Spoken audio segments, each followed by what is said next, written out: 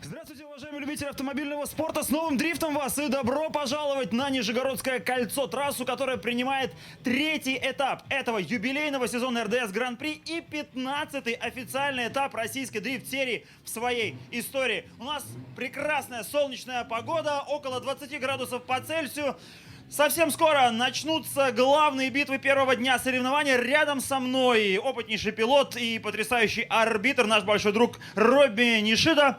Robbie, it's your first time here, so something about your impressions of the track of the venue. Yeah, this is the first time I'm here at this track. I know some of the drivers from the last event I was here last year for the RDS. The drivers are amazing. You know, the talent is here. And this track is kind of cool because it has a nice flow to it. It's really high speed, and it's one of those, you know, pedal to the metal kind of tracks. So it's really exciting to watch too. So I'm pretty sure you guys will enjoy it too. Робби впервые на этой трассе, как он уже сам только что сказал, но многих пилотов помнит с прошлого года, когда приезжал в качестве арбитра опять же к нам на РДС Гран-при. Прекрасные пилоты, очень высокого мнения о них Робби. А сама трасса, на его взгляд, такой редкий случай, когда очень интересные повороты, высокоскоростные и много участков, где нужно ехать газ в пол, и поэтому на это интересно смотреть. И он выразил надежду, что все вы получите колоссальное удовольствие от того, что будет происходить. What do you expect from the drivers from these battles to come? Oh man, I mean, there's a lot of drivers that can actually take the top spot this weekend. It's just whoever that does the crazy flick, who has the most exciting entry and transitions, cars that has like big angle to angle with high speed and a lot of smoke. I mean, they're all exciting to watch. So I think everybody has a chance to win it this weekend. Робби сказал, что будет очень интересно наблюдать за баталиями, еще и потому, что практически каждый может победить. Во всяком случае, очень много пилотов, которые способны занять высшую ступень пьедестала почета. И особенность и трассы автомобилей в том, что предполагает очень агрессивную постановку, агрессивные перекладки, широкую такую размашистую езду из угла в угол с огромным количеством дыма. И, естественно, мы все ждем не дождемся, когда начнутся наши главные баталии. Ну а сейчас мы вам покажем, что же представляет собой то самое судейское задание, которое пилоты должны будут выполнить в квалификации, ну а потом, выступая в роли лидеров, повторить во время парных заездов. Ну что, друзья, всем привет, с вами Тимофей. Сегодня у нас, ребятки, пятница, идет дождь, очень холодно, просто неожиданно холодная погода для Нижнего Новгорода. Поэтому давайте быстренько пройдемся по судейскому заданию, я вам все покажу. Это у нас старт, отсюда стартуют машины. Как видите, главная трибуна расположена там, и трибуна для зрителей достаточно далеко. И мы стартуем, получается, в обратную сторону. Первая машина стартует по левой полосе, вторая по правой. Но так как в пале едет только одна машина, она будет стартовать по дорожке для первой. Итак, первый разгоняется здесь и после этого въезжает в ту дугу. Что же происходит в первом повороте? В первом повороте у нас получается естественный ретардер. Так как первая машина едет по левой дорожке, то расстояние, которое нужно проехать первым, намного больше, чем у второй машины. Поэтому никаких дополнительных мер для обеспечения нормального расстояния между машинами у нас больше нет. И примерно вот с этого места начинается разгон. В полный газ начинают ехать машины именно вот с этой точки после окончания всех конусов. Разгоняются они вон туда, где происходит постановка. Я нахожусь на зоне постановки, мне очень холодно, ребята, простите, но я обязан просто вам это все показать и рассказать. Итак, мы ставимся вот здесь, примерно в этом месте. Видите, стоят специальные такие две красные стоечки. В этом месте фуридаши, постановка, инициация. Называйте это как хотите. И после постановки задача машины поставить достаточный угол. Не надо здесь делать бэкварда, хороший угол, для того, чтобы попасть в первую внутреннюю точку клиппинга. Первая внутренняя клиппинг-зона, вот она здесь. Она уже подстерлась немножко от дождя, от воды, но тем не менее, передней части автомобиля нужно оказаться именно в этой точке. Здесь находится Touch and Go 1, это вторая клиппинг-зона, получается, которая нужно попасть пилотом, и первая внешняя клиппинг-зона. Вот она здесь, она совсем размыта водой, ее не видно, но она расположена прямо вот тут, где нахожусь я, и пилоты оттуда через середину, здесь не нужно ехать широко, не узко, через центр трассы должны попасть именно в эту точку. Как же холодно, вы даже себе представить не можете, у меня отмерзли пальцы, но я продолжаю. Значит, внешняя зона, это получается первая внешняя большая клиппинг-зона, которая расположена у этой замечательной открытой трибуны. Она тоже вся стерлась, но вот здесь вы видите несколько линий. И самое интересное, что здесь меняется покрытие. То есть вот эта линия границы трассы, за которую заезжать пилотам нельзя. И здесь зеленая краска такая, она очень-очень скользкая. И как только ты попадаешь на нее, у тебя сразу происходит замедление. Поэтому автомобилям нужно двигаться вот здесь, вот по этой части, по самому краю трассы. Наверное, самая длинная клиппинг-зона в РДС вообще. Ну, в RDS GP в сезоне в этом году. И она длится примерно около 70-80 метров. Заканчивается эта внешняя длинная клиппинг-зона вот здесь, вот в этой точке. После чего пилотам нужно делать перекладку вот в эту часть трассы. Но интересный факт заключается в том, что судьи не то чтобы запретили, но крайне не рекомендовали покидать пределы трассы и заезжать на вот эту вот красно-желтую гребенку. Здесь находится зона Touch and Go 2. Это вторая внешняя, можно сказать, Touch and Go, но все равно это зона, в которую машина должна попасть задней частью после той внешней клиппинг-зоны длинной. Touch and Go — это место, куда ты должен просто обозначить свое присутствие. Здесь не нужно долго ехать, нужно оказаться здесь и перекладываться в ту Out Zone 2, Outside Zone 2, которая расположена перед вот этой красивой крытой трибуной, на которой сейчас никого нет, потому что там холодно. А я все равно стойкий, я сделаю это до конца. Ну что ж, именно здесь заканчивается вторая внешняя клиппинг-зона, после которой пилотам предстоит непростая задача, а именно найти то место, где нужно точно нажать на газ и по широкой траектории вот здесь поймать зацеп, поставиться и вот туда наверх попасть с той широкой дуги. Но здесь расположена, ребята, внутренняя клиппинг-зона, а не внешняя, как многие могли бы подумать. Именно в нее нужно попасть с той широкой дуги. Но здесь еще очень интересная особенность. Здесь поздний апекс. Если вы посмотрите на дугу, она идет по позднему апексу и туда к финишу. У меня уже руки просто не держат камеру, но я это сделал. Я дошел до финиша в этот жуткий. На улице, чтобы вы понимали, сейчас около 10 градусов. И здесь у нас расположен финиш. Вот, пожалуйста, финишный створ. В общем, я уверен, что сейчас суббота и сейчас хорошая погода. Сейчас будет хорошая квалификация. Все сделают все, что нужно. Ну а я с вами прощаюсь прямо с финишного створа третьего этапа RDS GP с трассы Нижегородское кольцо. Спасибо, с вами был Тимон, и я передаю слово Николаю.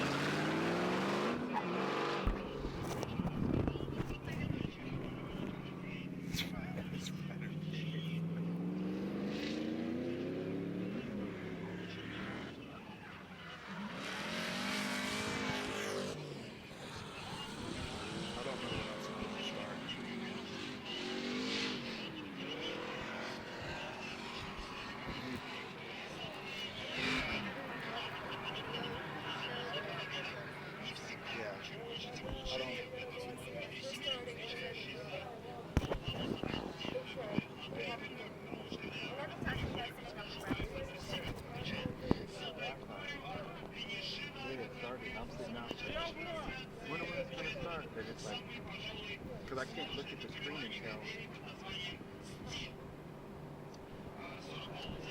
I guess they'll be coming from.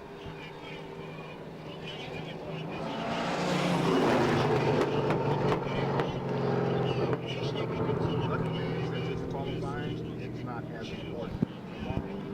Got it like right on the way because most people are just completely into tandem racing in the top 16. So just in case I am talking about.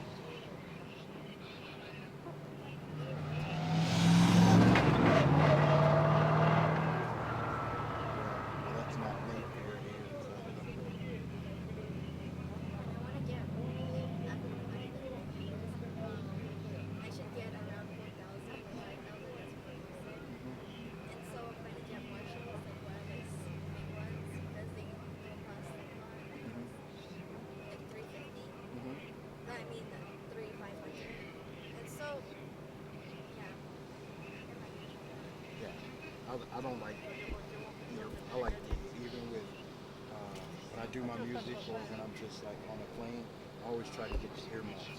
But summertime, it's hot.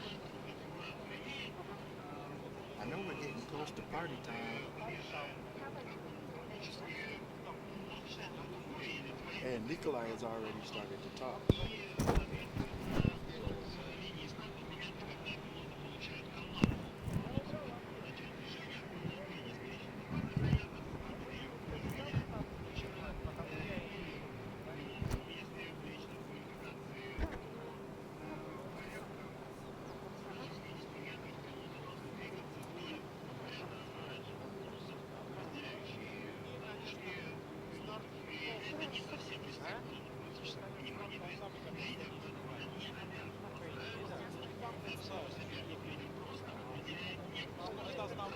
Well, I know about the qualifying. I just need to know if the English feed has started or not.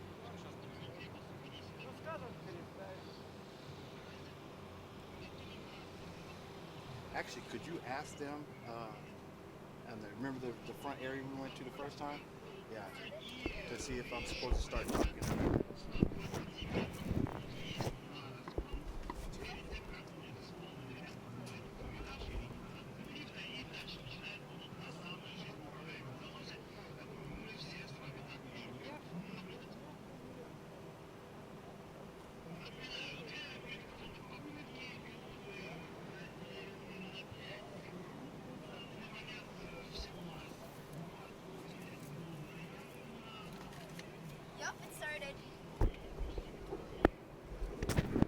Started, so we need to be talking? No, it said like it started like just now. Okay. So I need to start talking? Hello, everybody. This is Gregory Franklin coming from you live at Nizhny Novgorod. I'm going to apologize ahead of time. I cannot pronounce any of these names over here, even though I'm trying to get better at it. So just kind of bear with me. I mean, no disrespect. So we've got a great weather today. Yesterday during the training runs, we had heavy rain. So a lot of the pilots didn't get a lot of the practice that they needed to get in.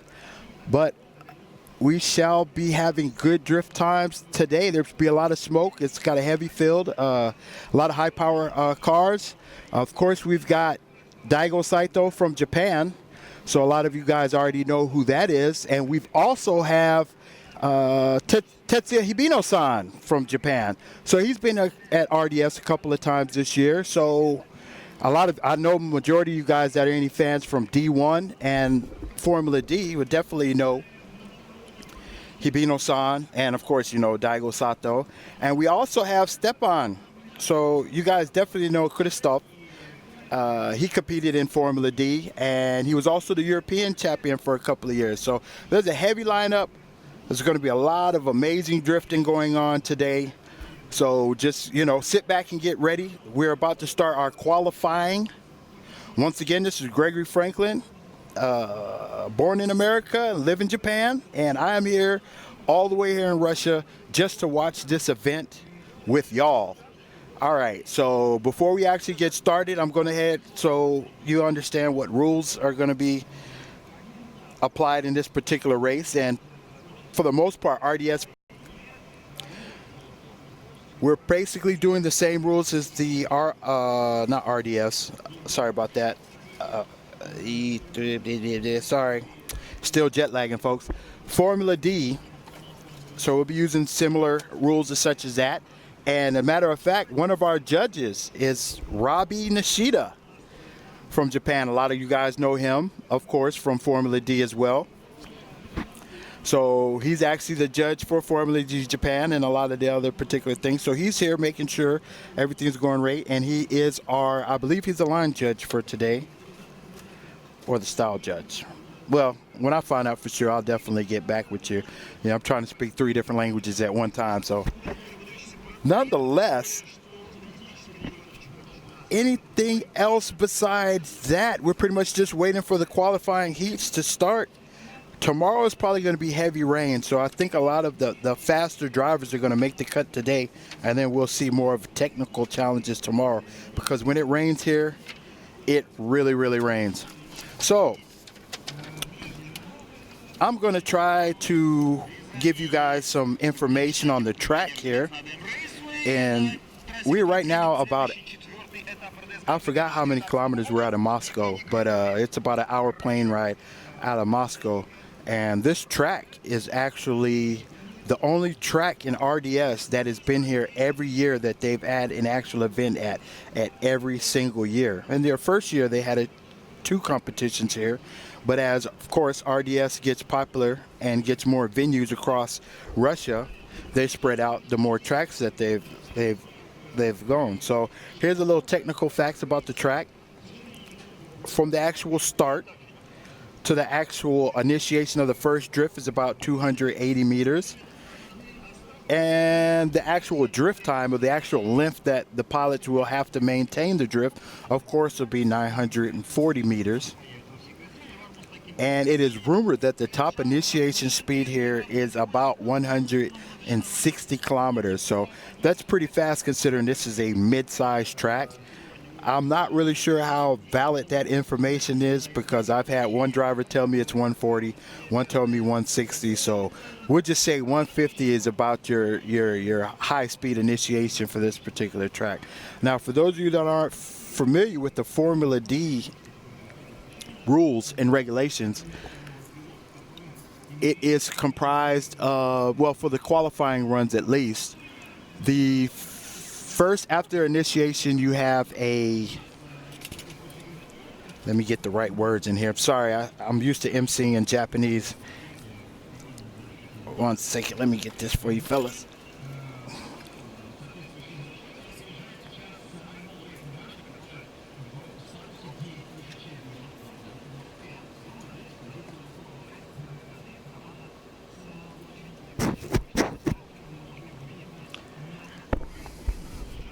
All right, so most of you guys are already familiar with the Formula D setup. So it comprises of touch and goes, your first clip, your outer zones, and of course, your final clip, or it's an inner clip for this particular track. Your first touch and go, right after the initiation, they go into an actual touch and go, or should I say the inner clip. You clip that first zone. All you have to do is make sure your front end of your first tire crosses that area. Then you have to slide into the second corner. I'm sorry, there's no visual representation for that right now, but they'll show a map later. You come out of your first initial clip. You get into the first touch and go.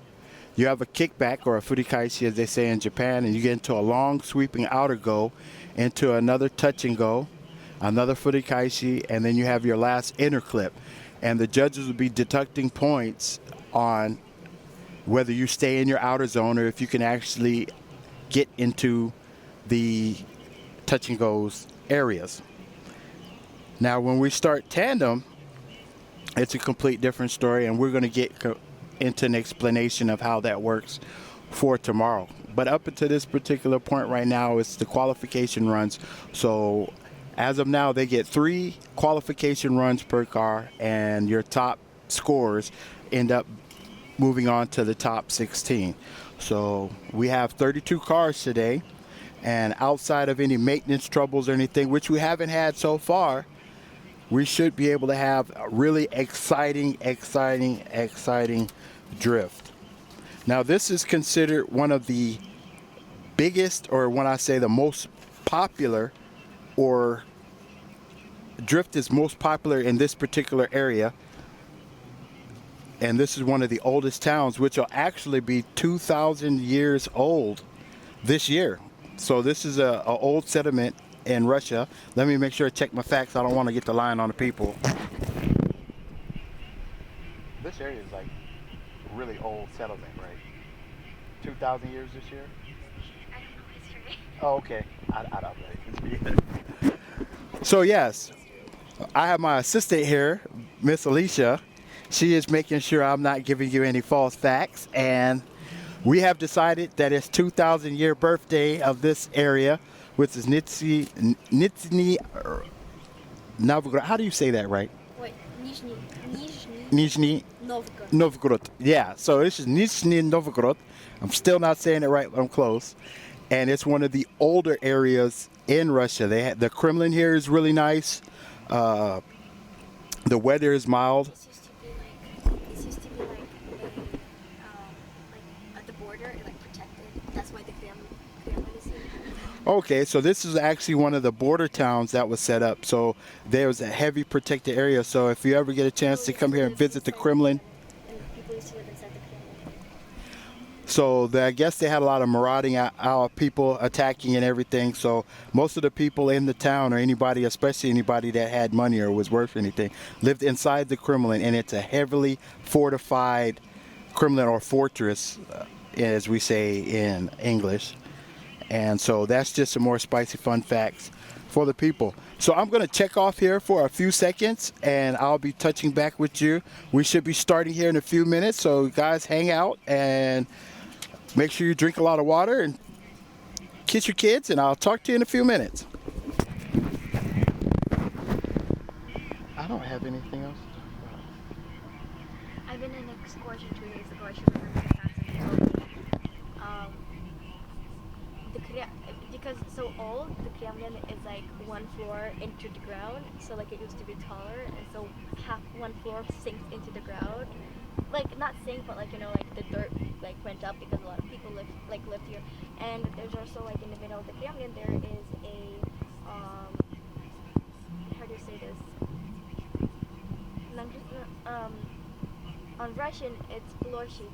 Wait. So who translates? Problems of being bilingual. Know some words and you don't know the others.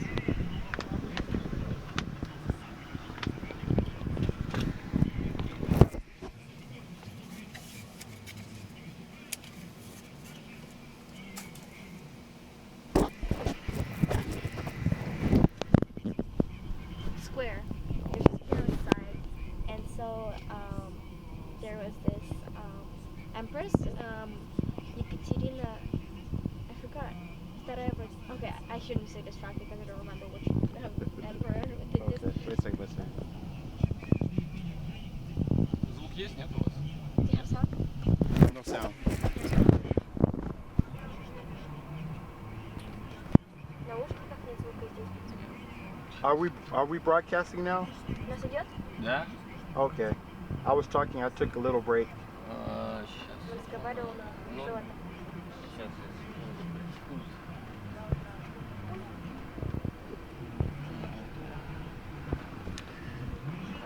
Looking for the remote.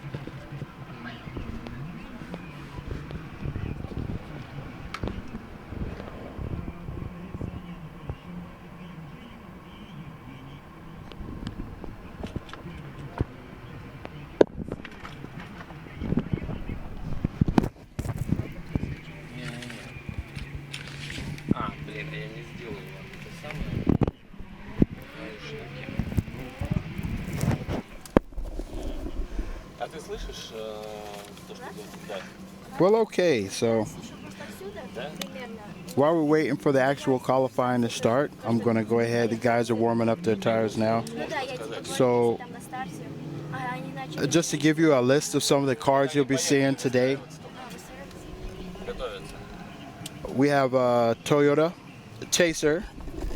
Everybody knows that, the JZ100. We've got Toyota Supra, which is the 80 series. We got a Lexus IS200. Of course, you know we have that Nissan Silvia S15s. We got S13, S14s, Toyota Altezza, which is a common drift chassis that we see in a lot of the different tournaments from both Japan and Russia. It's common over here. Lexus IS200. And of course, we have a Toyota Altezza. The actual Toyota Altezza that Daigo is running has actually got a NASCAR engine, the Dodge NASCAR. So that would be a V8, and it sounds amazing. He's got about 650 horsepower, which is actually interesting considering that Daigo is usually well into the thousands with most of his cars. But he was actually very fast, and of course, it's natural aspirated NOS. So that makes up, you know, of course, the whole turbo lag and everything. You guys know what's going on. And so that is about the playing field. Of course, my personal favorite is there's a Russian Lada, which is a common Russian car manufactured, produced in Russia. And it's got a 2J in it, and that thing is like 600 something horsepower, and it just looks crazy. If I was to build a car, that's definitely the direction I would go. So the field is amazing. For most of you guys that actually follow the RDS series,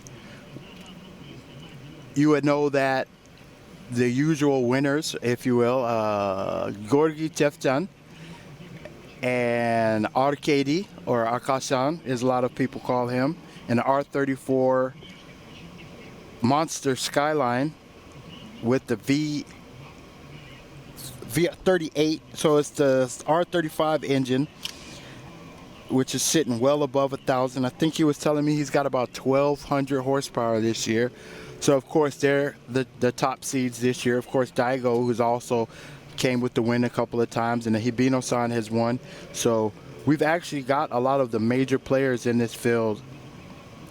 So looking at the practices, I really think it could go between any of those guys. And then you have a couple of guys that are up and coming, like Didi Kaba, and he has his actual car that he made completely by himself off a Corvette base.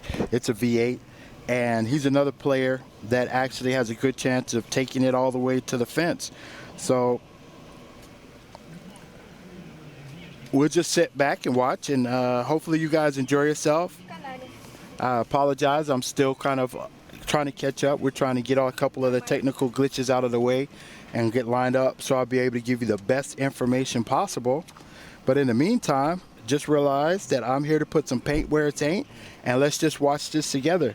For everybody on the live feed today, I apologize, I'm not able to see any of your comments. I wish I could comment to you, but since I'm not able to see, we'll just wing it. Hopefully I'll be able to give you any information. If I see anything that needs to be explained, I'll make sure I'll take care of you. So hold on one second, and we're about to start the RDS 2009 Nizhny Novgorod RDS competition. So just hold on, and we're about to start. Just hang on with it, folks, and I'll get back to you in 1 second. Okay. Yeah, I was like setting up. They were asking me. Oh, if you can hear. Okay, they're getting ready to go. Number 1 is going. Who is? I don't know his number. I know that number 2 is from Hong Kong. That's what I know. Like, I remember. Oh, okay. Well, I can't announce his name if I don't know it. Well, I think it'll come up though. I'm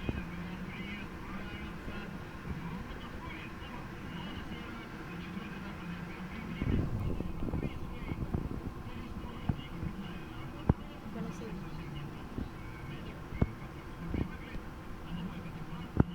Number 47 is first. Okay. All right, so we've already lined up for the first run. Like I said, they'll have 3 runs to start. And it's an S13 out of Moscow, 2J, 620 horsepower. It's not bored up, it's just your 3.0. And this is Anatoly Sherbak from Moscow. He doesn't particularly belong to any team, but his main sponsor is Westlake.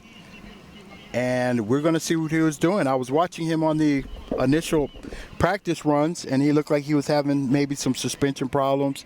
Looked like he was doing unnecessary wobbling on the start. It looked more like a car thing, but they were back in the pits.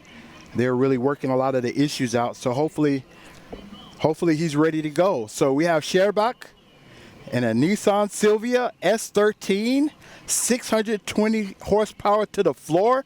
And we're about to see what he has got for the people.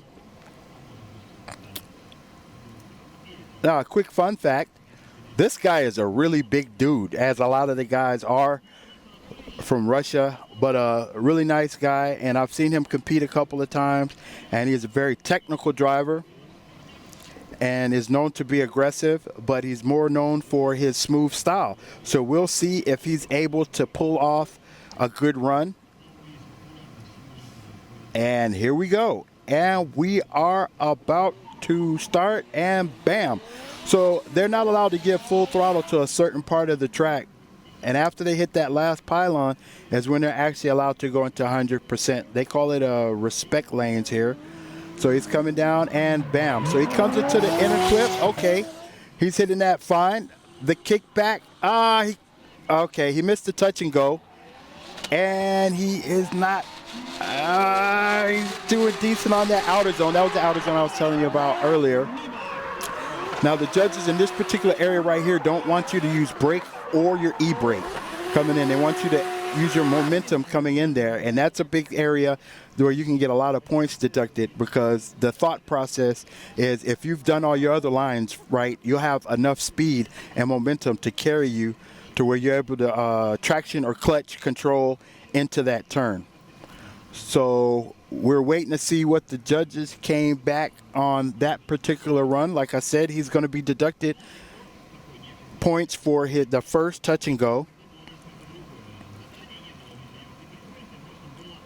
And at my camera angle, I couldn't really see the outer zone, so I couldn't really justify whether he was in that outer zone long enough to get the max points. But it was a good, solid run, so we'll see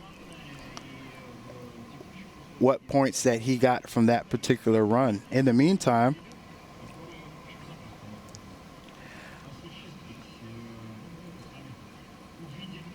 I want to make sure that you guys understand. Okay, here's a playback. This is what I was talking about right here. So he came through that first clip. He completely missed the touch and go in this area. So now 14, 18, 26. What's the number? 56. I can't get the points until. All right, so yeah, so he missed 2 opportunities to get points, and in the outer zone he wasn't really in there as long as he should, so he's probably going to get a lower score. But like I said, you get 3 runs, so he get 2 more opportunities to get bigger scores, and it's the first time on the track for the actual qualification run. So we're going to go ahead and line up and see what points we can get, or should I say what motion. Like I said, I apologize, I'm kind of stumbling right now, trying to get into the flow of things. But once we get it running, it is running. So they are lined up at the RDS starting point on the other side of the track. As I was telling you before, from that initial start to the first area where they're allowed to actually start their drift is 280 meters. And from there, the full from drift start to finish is 940 meters. So it's a particularly long run to be judged, and it has a lot of transitions. So it's mainly I would say a high, very technical course. A lot of areas to make mistakes, but a lot of areas to gain points. And it was the track was actually purposely laid out to be more of a difficult point scoring track. Now, a lot of people will say that making the courses perfect or making a course that's easy to get 100 points is the way you guys should go. But the way they want to do it this year in this particular course, well, the way they want to do it this year is, well, this year at this particular track, is make it more difficult. And even if everybody gets a low score, you're not trying to get 100 points. You're trying to get the best score in this competition. So if everybody in the field just gets 60 and you get 61, you won. So even though the judges might seem like they're nitpicky on everybody. So the best drivers is basically get the cream of the crop. So that's kind of the thought process going into this. So you're not chasing 100, you're chasing the best score. And I do predict a lot of lower scores due to the transitions and the slow speeds, and certain areas you're not allowed to use your side brake and your actual brake. They want you to either use momentum or actually using your engine weight transference, your engine rear weight transference to slow your vehicles down. So this is going to be an interesting show, and a lot of the guys that don't have that particular skill set will be knocked out early. So hold on one second, let me see what's going on with the scoring system in the next one, and I'll let you guys know as soon as I talk to my advisor here. What did you do? Like right now they said that like a minute ago. Uh-huh. Oh, so they're gonna start. Why is the brake? Is there a technical difficulty or? They just said break 2 minutes, and so that's it. Okay. So probably they have to make it ready. Okay. So just if you're wondering why everything kind of slowed down, we had some issues. Obviously some issues on the track and with the startup area. So we're going to go into a quick 2-minute break. Well, actually about a minute break or so. So they're going to be starting right back up soon. So please don't go anywhere. We're just taking a few more seconds here, and they're going to have to re-line up under what my assistant here calls the Spider Pig, which is an RDS starting balloons. It does look like Spider Pig is perfect. Thank you for that, Miss Alicia. So, okay, so we have a score. The line judge gave him 14. They blipped that really fast. But he got a total of 58. And I kind of figured that a lot of the points today will be in your 58, 60s. And then if you have anybody that comes out and does like an amazing run, we might get higher. But we expect a little more low scoring because of the setup of the track. You're really going from high speed to low speed, and it's more techniques instead of just slamming on the brakes, slowing the car down. Because if you slam on the brakes during the second touch and go, so you can line up for the outer zone, you're going to be going too slow, and you're going to lose points for not aggressive, so for not being aggressive enough. So Evgeny has started. He is coming around the initial. Like I said, they're not allowed to accelerate until it's cones. So right now, all right, so now he's coming to the inner clip. He hit that relatively good. He could have a little more angle, very inline. So of course he missed that touch and go completely. The outer zone, I can't see at the angle I'm at, my camera angle right now, so I can't say anything about the outer zone. He did hit that touch and go right there. He hit that outer line, so that's great. Now let's see how he's going to connect here. All right, so he got the last outer go. I'm not really sure if he actually braked or not before that last end clip. So that'll be another point he lost points on. But his first two is a touch and go, and his first kickback was a little too outside, is the Japanese word for it. It was too in. So if you look here, all right, his initiation was fine, but he needed to really come out more in this particular area right here. So he's hugging, he's riding the zebra. And of course, that puts him in an area where he comes into his outer clip that he's not able to really just kind of thug all the way through it. Now they skipped through it for some reason on the playback right now, but he hit that inner clip perfect, and they want you to stay out, take a mid-course line through that last corner and come in for the end clip. That way, when they're doing their tandems on tomorrow, that there'll be room for the inner car.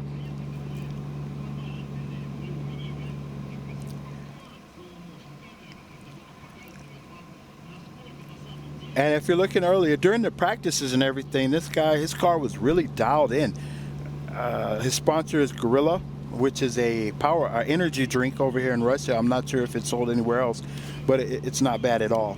So they've already got that. So if you're looking at who this is that they're showing right now, it is the infamous, the one and only Hibino-san from Japan. Oh, there's a score. Line 18, angle 20, style 28. So of course, that initial bad line was the reason why he had lower points initially, but he's got a 66, which is, of course, the highest score today. Of course, it's the only second car, but until they start cleaning that initial lineup, which is one of the more difficult parts of this particular track, I don't expect to see 70s or mid 70s. Now you have to appreciate that all these guys are really great drivers, so we'll find out real soon. Now, this guy right here, everybody that's watching it knows Hibino-san, and he's really good at this particular track too. So if anybody is going to get the first big score, I expect it to be him. During practices, he was driving like a madman. So here he comes. He's about to initiate. Kablam! All right. So now we've started with long side in. He's gotten that first initial clip. He's close to the he's close to the touch and go. He might be a lower point, but he's got high enough points than anybody else. Now he's coming around that outer zone. He hit the outer zone. He stayed in it for the majority of that. Touch and go. He's got this last outer zone right here that you saw. Loud backfire, scaring all the children. His inner clip was tight. So I think that was a good solid run. He may get into the 80s. I don't know. I'm not the judge. They have a different perspective of what I'm looking at. But as of that, or from seeing from my particular view right there, I expect nothing less than early 70s. But then again, I'm not a judge, so what do I know? So let's cover this once again. He came through for your first inner clip. That was hit appropriate. Now he's going through this touch and go right here. He could have went a little deeper. He hit that line right there. All right, so now he's in the outer zone. Full outer zone, but he will get penalized for going into the green. They don't want anybody to go off the zebra into the green. That's going to cost him a few points too through our line judge. So just in case I hadn't explained it earlier, there's a white line on the outside of the course. There's only one area where you're allowed to really go into the zebra, and that is the last out zone right before that last corner, which is a rise of about, I would say about a 1.5 meter rising drift into the last clip. So anytime you see them going to the zebra, they'll be getting deducted points from the zebra tap. So we're just waiting for the scores right now. If you guys didn't recognize the car that Hibino-san was driving, it's a Russian team first. There it is. Line judge gave him 25, angle 27. Style judge gave him a 35. So as I predicted, he got an 86, which is, of course, the best score that we've had up now. Of course, we've only had 3 drivers, but I think that's going to give him good placement for his first run.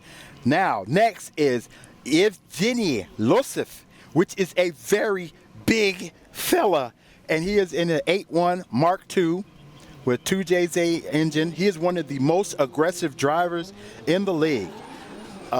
He does a lot of his own tuning, a lot of his own work. He's like one of those homegrown guys that made it really, really big. And I expect if you watch RDS from this point on, keep an eye on him because he's actually hung with the best. I've seen him hung with Saito and everybody.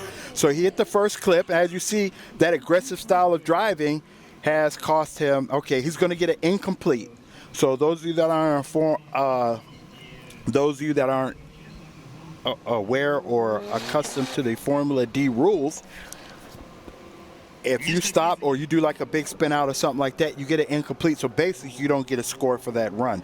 Other things that could cause that is if you go more than 3 tires off the track, dangerous lines, the car has maintenance issues and you can't complete. So he gets no points for that particular one. It's really a shame. He has like very dynamic kickbacks, reverses, real poppy driving style, and I love watching them. But of course, sometimes you get a little too aggressive, and that's what costs. So he's got, unfortunately, he's got 0 for that particular run, but he's got 2 more opportunities to make more points. So we'll see what's going on for him next. So now we have Andrei Ostapov, and he is from Ekaterinburg. How do I say that, assistant? Ekaterinburg. Yeah, Ekaterinburg. Did I say it? Is that? Burg. All right. Well, he's from there, and he's another good driver. During the rain yesterday, he was actually doing particularly well. So you could tell he's the type of person that has had a lot of training or has done a lot of rain racing. So if it was to rain tomorrow, expect to see actually really good aggressive driving from him. So now we've come through the respect lane, as they call it, to keep drivers from high horsepower guys from pulling away from the other guys. So, okay, so he's initiated. He's got his initial clipping point. All right, he did a little adjustment there. He's going to lose some stall points, but he did go through that clipping zone, and I can't see how he's taking the outer zone to the angle I'm at. So, all right, he's hit that touch and go. The outer zone is taken well, and he hit that inner clip zone.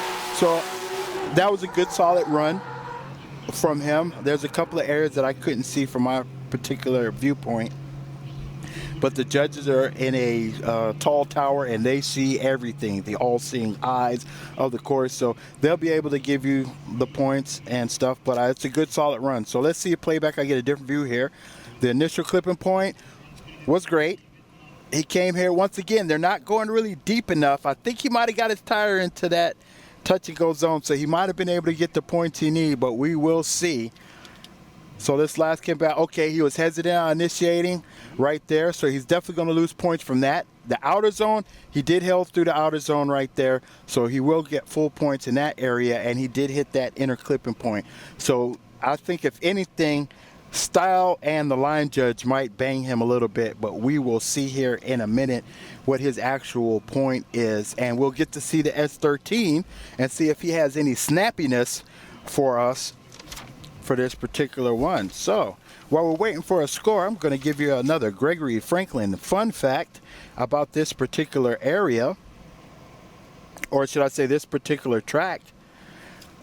This track, Tefton, or Gorgi, who is one of the main champions here, has actually won qualifying 4 times in this particular track, which is the only person that's ever done it, because every year during qualifying different people run. Oh, okay, here we got scored. Line game 20.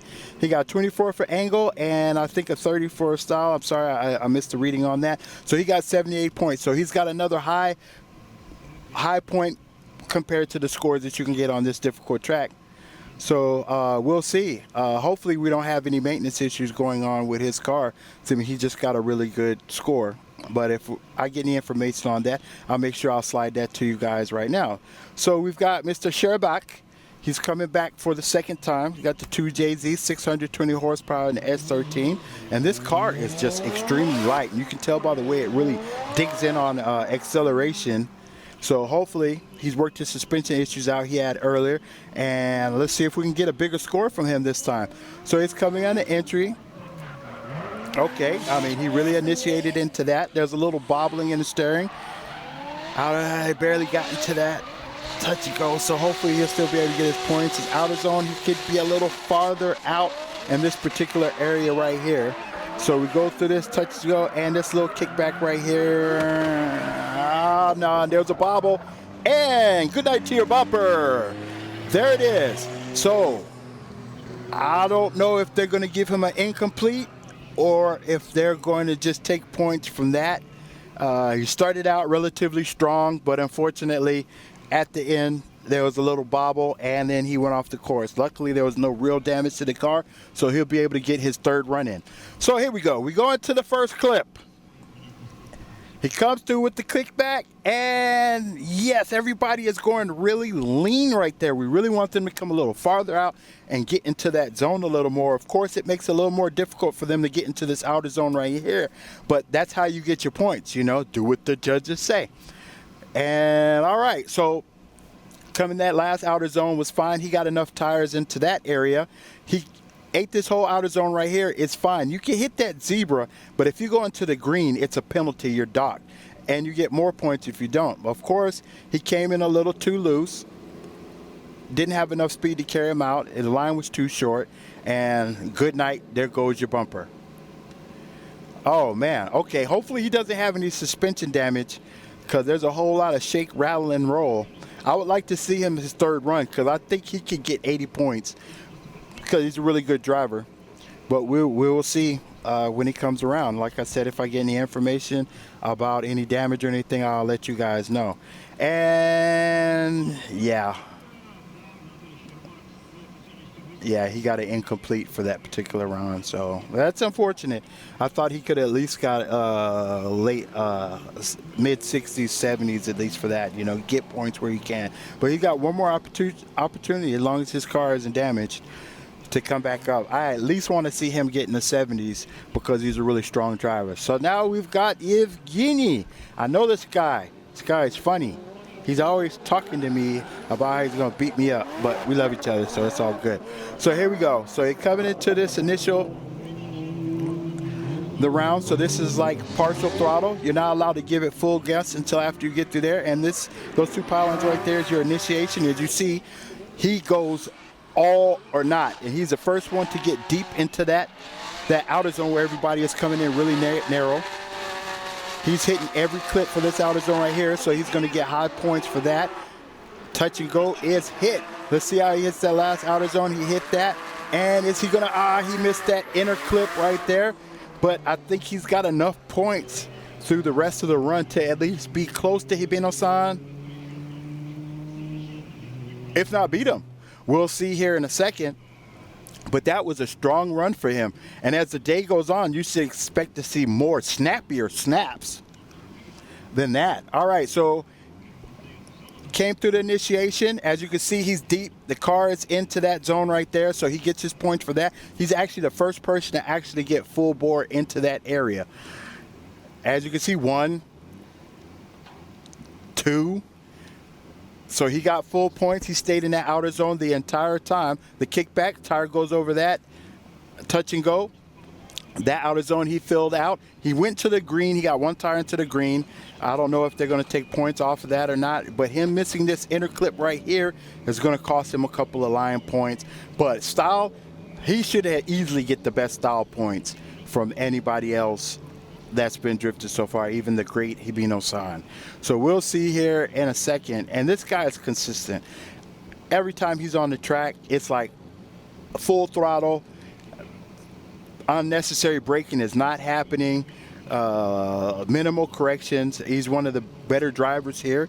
I think if he doesn't get champion or if he doesn't win a series relatively so. Oh, there it is. 24, 26, 32 for style. Giving him a top of 82 points. Yeah, so he's right up there with Hibino-san. He's in the rankings. He should be our number 2 for the qualifiers. So now we see if Andrei Ostapov is going to be able to get a high enough score to main up there. Now, I said these are the top 3 so far. Looked like he might have had some issues earlier, so hopefully he can get through this run and they can sort out whatever issues they had. He was on the side of the track there looking over the car earlier. So, okay, he's coming down the straight, and there it is. He got a little feint. He hit that first clip. He hit that second outer lane. He is coming in hot.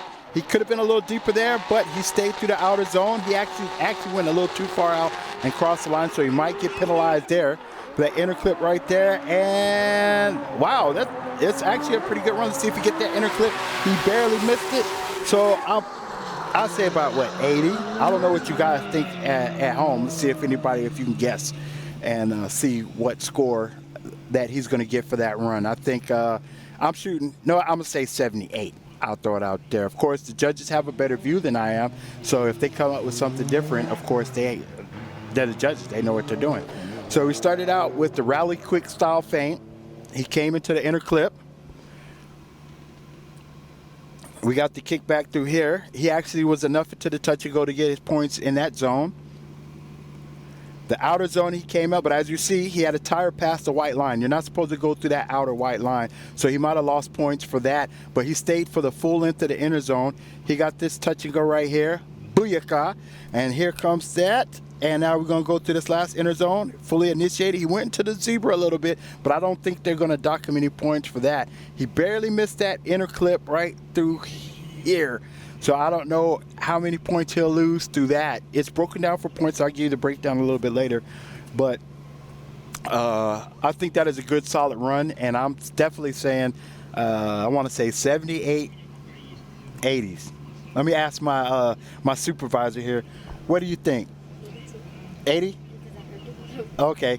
So she says in the 80s, and she's really, really smart. So I think the early 80s for that. But I don't know what the judges will say yet until they actually give me the list. And, oh, okay, good score. So line 23, angle 25. Of course, you got deducted 34 for style, giving him, he gave him an 82. So, bam, he's right up there with Evgeny. So, like I said, this is actually becoming a good heat. So let's see what Hibino-san can do for the people. I'm going to say he's either going to go into the 80s, or he might do like 150, which is a score that you can't do. I'm sorry, I live in Japan, so I got like special love for the Japanese drivers, especially him. He's a real nice guy. He'll sit down and talk to you about anything. So okay, so Hibino has started. He's in the 8-0 Supra. He's representing the Fresh Out team, which is the team that has that awesome Lada. If you guys haven't seen that, check it out. It'll be in the next round. All right, so he starts an aggressive kickback. Oh, man. He came in like he was mad at somebody. All right, he came through that the outer zone right there. He's going to definitely get his points through that. The long outer zone sweep, he carried through there. He's not going outside of the course, so he's definitely got scores there. The touch and go is taken care of. He went a little wide there, but that's fine. No e-brake, no braking at all. Massive backfire that actually had me a little scared. He could have came in a little more on that inner clip. He's been having issues with that, but we'll see. I definitely think that should be our best run so far. If the style judge doesn't give him big props, he saw something that I didn't, and that's quite possible because they see more than I can because I'm watching this 2D just like you guys are. So he comes in initiation, big aggressive initiation into the zone right here. Like I said, you just need to get into that box. We come through this clip right here. If you go past the white line, you get deducted, but it looked like all four tires stay right on the very edge. Yes. All right. So then this kickback right here, he clips the touch and go. It's touched, and he went. That's what a touch and go does. This last outer zone right here, he got into it a little later, and there was a slight bobble here that I didn't catch the first time. I wouldn't actually say a bobble, but there was acceleration correction right there. And I don't know if the judges are going to take points or not from that. You can definitely tell he half clutched it to slow the car down, but nobody wants to go into the grandstands. So we'll see. In the initial meeting, I didn't hear anything about half clutching was a deduction. They said that no brake, no hand brake, or any brake type corrections allowed. So he passed by that. So we'll definitely see what's going on with that here in a second. Big score. All right. So my assistant thinks he's going to get a big score, and she's always right. Oh, party time. He got 29, 29, and a 34. 92. So right now he is ranked number 1. That is that aggressive style that has gotten him through years and years. He used to be the only guy driving an AE86 with 240 horsepower when everybody had 600 plus. So that was a great run by him. So now we've got Evgeny. This is another large guy. Speaks great English. We talked earlier. He's a very knowledgeable person, and he's been driving for a long time, and his car looks awesome in real life. So we're going to see if he can actually get into a better ranking this time, and I'm pretty sure he can. So we come in. This is a full throttle zone. He initiates the drift. Not as aggressive, but he's definitely getting, this is a point run that he's trying to get right here, and he's definitely doing a good job. He's stacked up so far pretty good. The outer zone clips right here. He could have stayed in that zone a little bit longer, so he's going to lose some points for that. He hit the end clip. He came out. Okay, that's not too wide. the early throttle, which is a good sign. The end clip, that last end clip, he hit that well. And in that last corner, the judges really want you, the sooner you can get into the throttle, the better. That's what they want. That's what they're looking for. And he just gave them what they want. So I'm going to say, hey, this guy, party time, I'm going to say early 80s. So, okay, so he comes to that first point. His kickback was held a little longer. You can tell he had to do a little side adjustment there. Line judge might penalize him in that particular area. Now, he got into that outer zone right there very, very late, or should I say he barely even hit it, now that I can see it from a different angle. So, okay, I changed my guess, and I'm going to say he's in the 70s.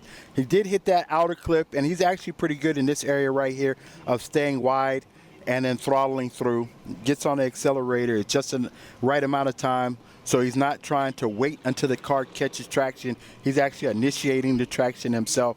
So that's going to get him good points, but that long sweeping outer zone is going to cost him a lot of points. So we'll see. I'm going to say he's in the early 70s, and I'm going to say, let's see. I think my partner here is pretty much on the same line I am. What do you think, Ali Gray? 71. Okay. All right, so she thinks he's going to be in the 70s. So we're going to see what the judge says, because she's always got the right numbers for me. So 22, 22, 27 for the last style. So, of course, yes, he got 71. So that's unfortunate. He did have a good run. There were good, solid runs, and he's got a good, stable amount of points that he's built up. But unfortunately, that last outer zone, or the long sweeping outer zone, cost him big in this particular run right now. But it was a good start of the competition. Qualifying runs are going. It's the beautiful thing about the way the RDS, the Russian system, is set up. It's really smooth. You know, there's not a lot of wasted time in between everything. They like to move everything around. Everybody works as a team. So you won't just see a whole lot of just dead space. So here's the ranking. As you can see, Hibino-san has got a 92. Ostapov comes in second. Evgeny with the 82.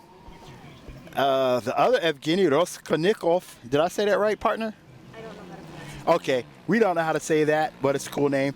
And Anatoly Sherbak with the 58. So that's your top 5 for the first round. Of course, 5 cars, so of course it'll be top 5. So we've already set the pace with Hibino with a 92. So basically, if you don't get in the 90s or the 80s, you might not make it through to the next round. But we'll see as time go on. Everybody else could have difficulties, and we could start getting a lot of 60s and 70s. I'm actually impressed, because originally I predicted that 70 was going to be like the main scores. But these guys are actually being able to hit the course up a lot better than they were doing yesterday in practice. Of course, the lack of rain kind of helps that out too. So we'll see how this next group is going to go.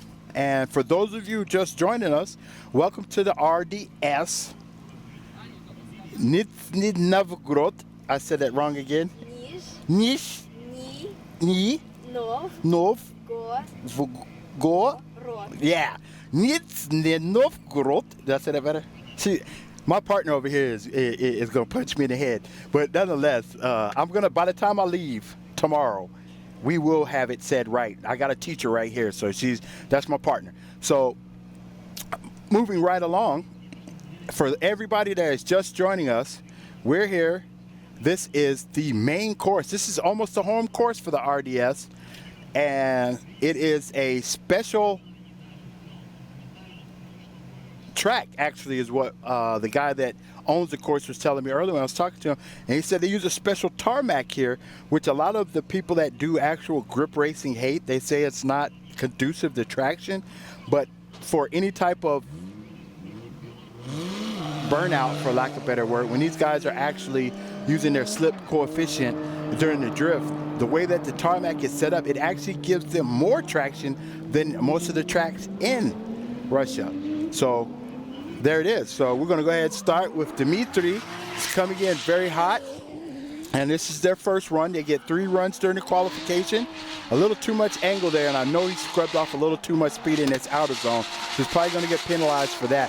But he carried all through this outer zone. Is he going to hit the touch and go? Yes. Bam, he got it. The last outer zone, he hit all 3 spots. So that's fine. Let's see if he can get in his inner clip. Yes, he could have went a little bit deeper. And you could tell there was a little hesitation on that entry. We'll see in the slow motion. But I think he did pretty good. I'm going to say maybe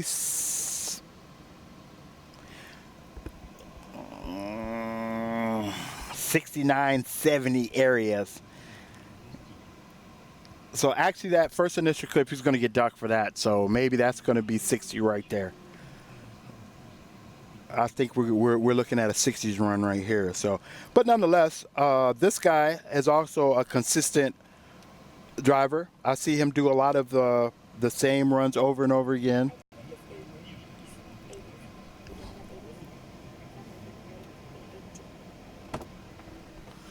Of course, I'm not a professional. I threw my idea of what his score is, but the professionals up there, the judges, who are all good at their game and all ex-drivers, they are going to give him another score, or they might match up with me. We're going to find out here in a few seconds. From the angle I'm looking at, there's a couple of issues that he could have been a little more committed to or not, but we'll see. Oh, wow, he actually, the style really helped him out.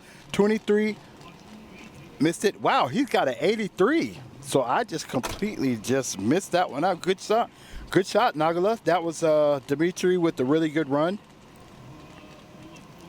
From the angle I was sitting at, I thought he was going to get deducted, but the judges have the final say, and from what they saw, he was doing good. So now we've got Markel Danil.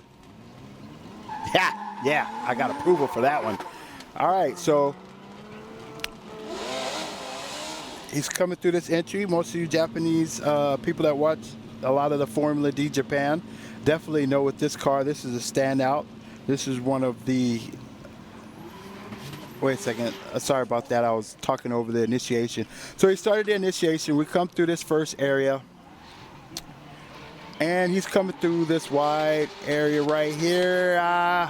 He could have went a little deeper right there. It's kick back. Yeah, he missed that. Long side. He hit that outer zone, but that was too much. He's definitely going to get dock points from the line judge. Style judge is probably going to bust him up a little bit too.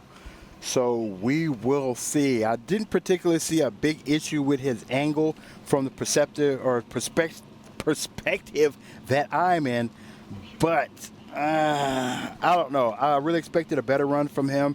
And like I said, this is their first time around. I think he's going to get a lot bigger points because he's another one of the great drivers that you'll see in almost every round over here. So, okay, so we got into the neutral point. That wasn't so bad, even though he swung out a little farther, which is causing him having troubles through the speed zone through here. So basically with this course, if you hit the lines bad, I mean, it pretty much just ruins everything. So yeah, 16, 20, style point 26 for a total of 62, so early 60s. But it's better than getting a goose egg, and I expect he's going to be able to pull out a little more points on the next round. It's hard to say. Some of the great oh, here we go. Saito Daigo and his smoke machine. This is a NASCAR engine, a V8. It's actually a really cool build. He's running NOS to take care of any of the power slumps. He's coming through the respect zone, as the Russian guys was calling it earlier. All right, so we're going to see what Daigo's going to do. Okay, that was kind of a timid initiation for Daigo, but I think he might be running to get his initial point set up. Heavy on the throttle. The car is so loud I can hear it in my booth right now. Okay, hit the point, the quick kick back, the adjustment. This is actually the type of run that the judges are really looking for. The quick initiation right here. He could have had a little more angle on that last that last entry area, but I think he was really trying to come back and get into that inner clip, that last clip, because that is a point deduction if you don't hit it right. So we'll see. I think that's definitely at least an 80s run for Daigo. Since it's his first run, I think he was a little more not as aggressive on his initiation, but he did start relatively farther back to get that control in. As you can see, he was deep, and this is what the judges want to see, you come deep to that area right there. And if you come in deep, it makes it a little more difficult to make this transition and maintain speed, which is where the real skillful drivers will be able to show their prowess and be able to dig in and actually fly through this through that last area. And he was able to keep that whole zone. He hit that touch and go. He came through and he maintained this outer zone right here. As you can see, he definitely half clutched to scrub off a little bit of speed, but they said no handbrake, no brakes. I don't think he'll get penalized for that, and you got to do something when you're going in that fast. I'm sorry. I mean, that's just a difficult orientation anyhow. So we're definitely going to see. I think he's going to get to 80s. 80s. I don't think he'll get a 90. He might get a 90. We'll see. Let's see what my assistant here thinks. Well, you don't know? Okay. She says it's hard to tell. All right, so we got another angle here as you come through, and definitely, I mean, he filled that zone. Oh, I didn't see for Risley. Okay, he's going to lose points for going outside of that white diameter line. That was one thing they're trying to keep people from going into, because this track is really, really slippery in the rain. And if we start having people having a tendency to go there, just going out that far, you'll end up in the mud, especially when we start our tandems and stuff. So we want to keep that more of a technical, keep it tight, use your traction, and use your throttle control to keep for wandering outside of that but still accelerate. So we're going to see what kind of points he's going to get. And, oh, okay. 16 for line. Of course, that was a big bobble, 24-29. So, wow, Daigo Saito with a 69. So, yeah, he got lower points. I didn't think they would get that much of a deduction, but he must have lost a majority of the points for that outer zone, which is like a big area. So we've got Vorbred Fedor. Vorab de Biof Fedor. I'm gonna get it. So this is the Russian Lada. This is Russia. This car is what Russia is all about. It's got the 2J in it. And he starts his initiation. He's also a very hard driver. He's like, go full throttle or just go home. So he's filled out that zone very nicely. And from the angle I'm at right now, he's able to fill the entire outer zone out in our long sweep. The touch and go is popped. The last outer zone he filled out, even though I think he bobbled out of bounds. Let's see if he can get, okay, he missed that outer clip by riding that outside line. So we're going to see what kind of points he's going to get. I still think he's going to be in the 80s. This is their first run, so we'll see. Now, Spicy Franklin, fun fact, he's actually running on a blown turbine that's got enough play there. You think you could pull the actual impeller shaft out. So he's really less power than he normally has, but that is not stopping him from Smokey Joe. And I love these guys. If it's got at least 3 wheels left on it, he's going to compete. He'll never retire unless it's completely destroyed. And you can see that in his aggressive style. And I'm actually amazed that he's able to maintain that pace, because a lot of people thought he was going to pull out because they didn't have the parts to replace the turbine, or they didn't have an extra turbine. But he went through blue with the complete slop in his turbine, definitely. So he said he was only running like a portion of the boost that he normally runs, but as you can see, he had enough. He did miss that inner clip, which is going to cost him points, but I do think he's going to be able to get into the 80s. So 22, 25, style points 30. Okay, so he got 77. So it's still close. He's still one of the top scorers, especially for this particular heat. So moving on. Wow, we've got Adatulin Demir, Adatulin Demir, and he is actually one of the most consistent riders in the practice yesterday before the raining. He's from Fresh Out, so he's teammates with Hibino-san. Of course, he makes it to a lot of the competition, so he's like really well versed in their scoring system. So I think he'll do what it takes to get a decent score. So he hit that one. He came a little wide out, which is going to make it a little difficult for him to hit that outer zone. As you saw, he missed it. Now this outer zone, he's actually going in there. He could be carrying a little more speed, but technically wise, he's got where he needs to get in. He went out the course a little bit there, out of course a little bit of there, except for decelerating. He actually throttled to slow down, which was actually a really good move, instead of just bailing out on a run. So he might not have got as many points as he wanted, but it was still a decent run, and I think he'll probably get high 70s. He might be able to get into the 80s. We'll see. But I expect that he'll be able to get higher points in his next the next time around. This is their first time out for this, so you're still kind of getting your bearings and stuff. They had pretty decent practice rounds earlier today too, so we'll definitely see what kind of points he's going to get. So my assistant thinks he's going to get a higher score than what I said, and I don't know. I think it might be early 80s, but my partner here is thinking that he's going to get points. Alicia says he's going to get pick points.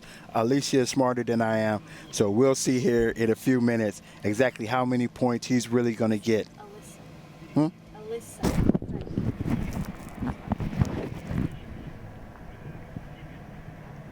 Okay, so he's got 22, 29, 37 for style. So he got a high 88. So Alyssa was right. I was wrong. I'm sorry, Alyssa. You are the god of judge scoring. High five. That is, we are having fun in the booth today. So, okay, so we're starting to line up for the next for the second runs for Mr. Nagula Dimitri. And we will see. I'm surprised that there's not as many 180s today. But I guess a lot of the cars couldn't make it. There's a lot of traveling. Russian is big. So a lot of these guys are traveling like 3,000-4,000 clicks to get to a lot of these events. So some people can't make it. All right, so we got the initiation. That's fine. There was a little side brake adjustment there. I don't think he'll lose a lot of points, but he might lose from style. A little adjustment there. So he's going to lose for style, but he stayed in the outer zone for the whole ride. It was a bobble. Like I say, I think he's going to get hit with the style. But it was a good, strong run by him. Let's see if he's going to get the inner clip. And yes, he did manage to hit the inner clip. So we'll see what the judges have to say. I really can't say. It's hard for me to tell because I couldn't see a lot of the angles that were necessary. I think he did a good, solid run, and that will put him in the rankings, but we'll be able to see here in a few minutes. So he started a little late on this initiation, but he kept a really high throttle traction kickback through here. You didn't see, he didn't meander, which allowed him to come into this zone, which is deep, and that's what the judges really want to see, to come in deep.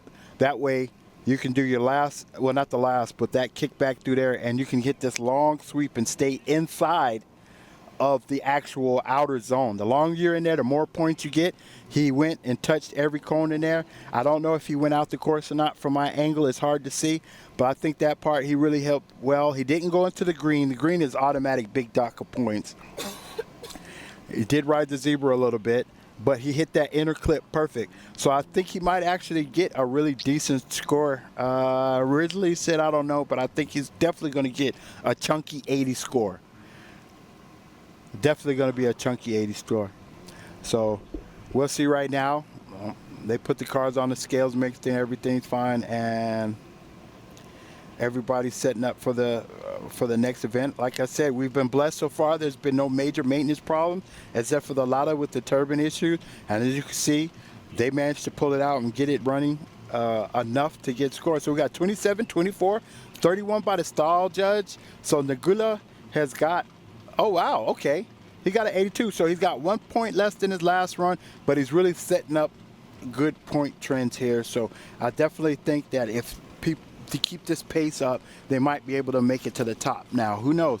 The scoring in the 90s might continue to rise, but it's very, very, very, this is a technical layout with a lot of high speeds. You have to be both aggressive and technical. So I really don't think we'll see a lot of people getting into the 90s, but I could be wrong. I mean, these guys are all professionals. They're all great drivers. So here we go. Markel Daniel is coming in. Okay, so now we're at that 100% throttle area right there. And the initiation was very lethargic. Wow.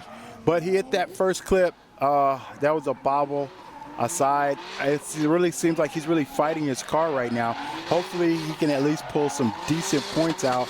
He hit that outer zone well, but he's going to lose points because he's not going fast enough to get any. And that was another side, massive side correction to that inner clip too. So I think he just, it really seems like he's really fighting his car. I'm not really sure if it's a suspension issue a power issue or not. It seemed like he's really struggling, but he's really a really good driver. Consistent runs up to this point. His first 2 runs just seem to be very difficult. As you see, that long side in the initiation is like he doesn't really have confidence on where his car is going. He's trying to control that.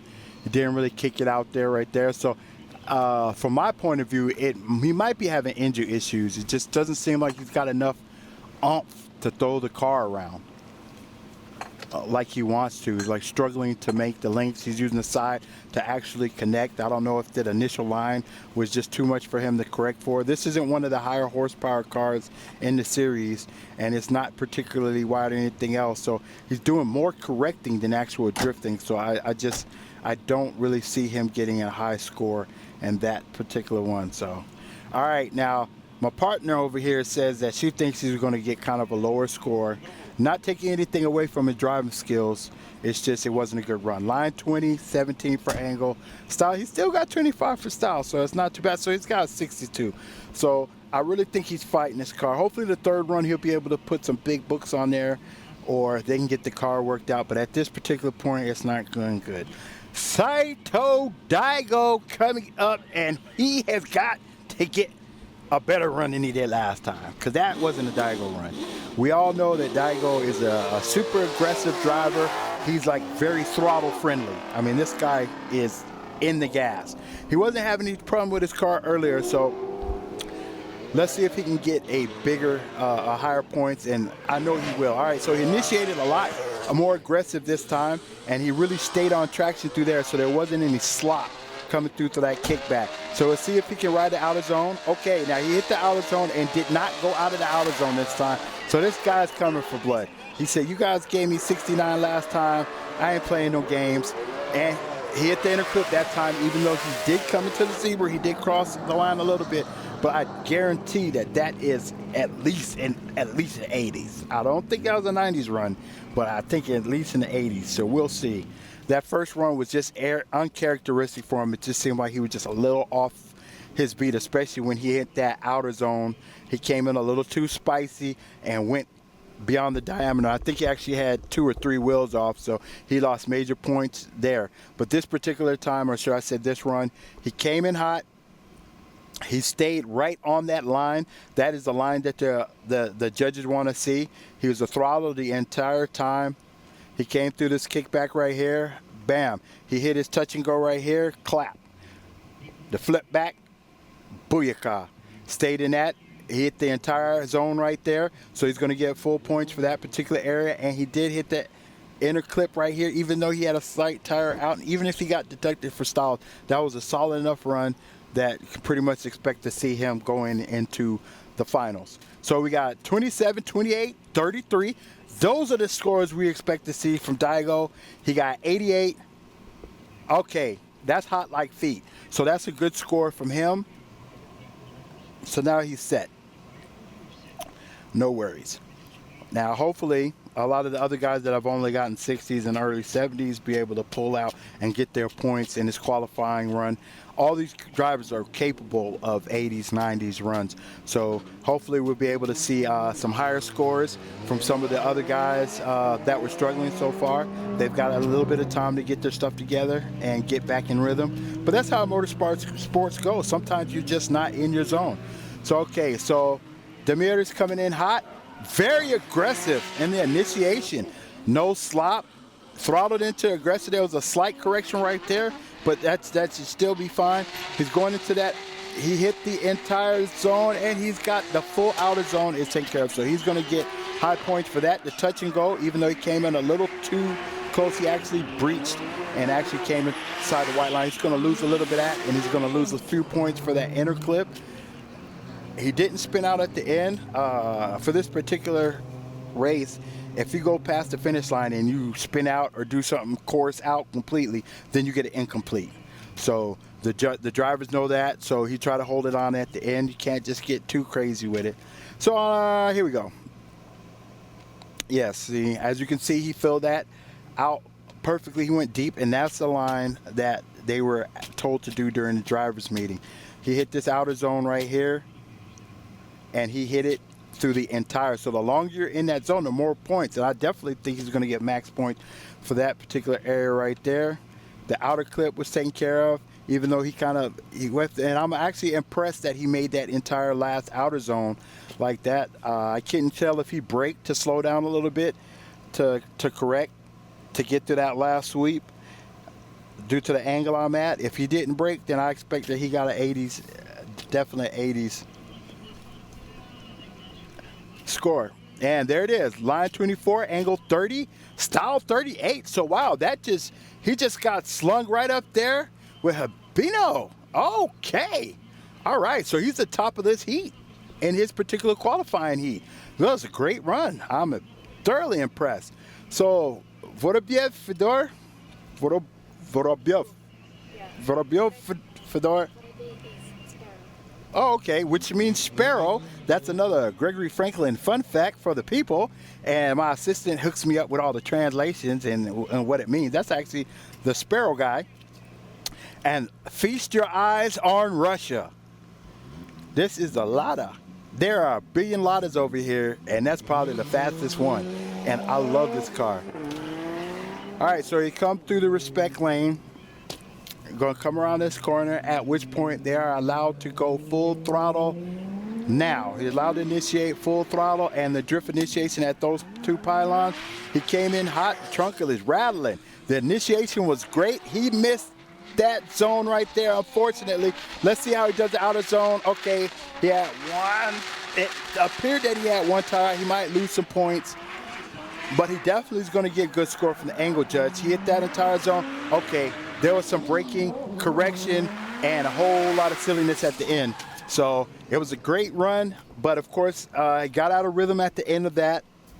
Came in a little too close, or the line was a little too short, or asai, for the Japanese word. Sometimes my English gets twisted. And I don't know about how bad he'll get penalized, but that is probably 70s. Low 80s perhaps, because that bobble at the end, I don't think they'll give him an incomplete, but then again they might. I'm not really sure. I think that's completely up to the judge's discretion. So we'll see here in a second what score he's going to get from that particular one. And it's really a shame because he was actually coming in, but of course he had too much speed going in there and he had to lock the brakes up. A little side action, try to keep it going. Did he pull it out? I don't know. I don't think he'll get it incomplete, but that might be in the 60s right there. I didn't really realize how low of a point take that was on that last section, which is a shame. Hopefully, I really wanted to see the Lada make it to the final round. There's the other couple of low scores, so it might be possible. So we'll see when they give out the final scoring. Daigo definitely put himself in a competing position. All right, so qualifying. Vorobiev.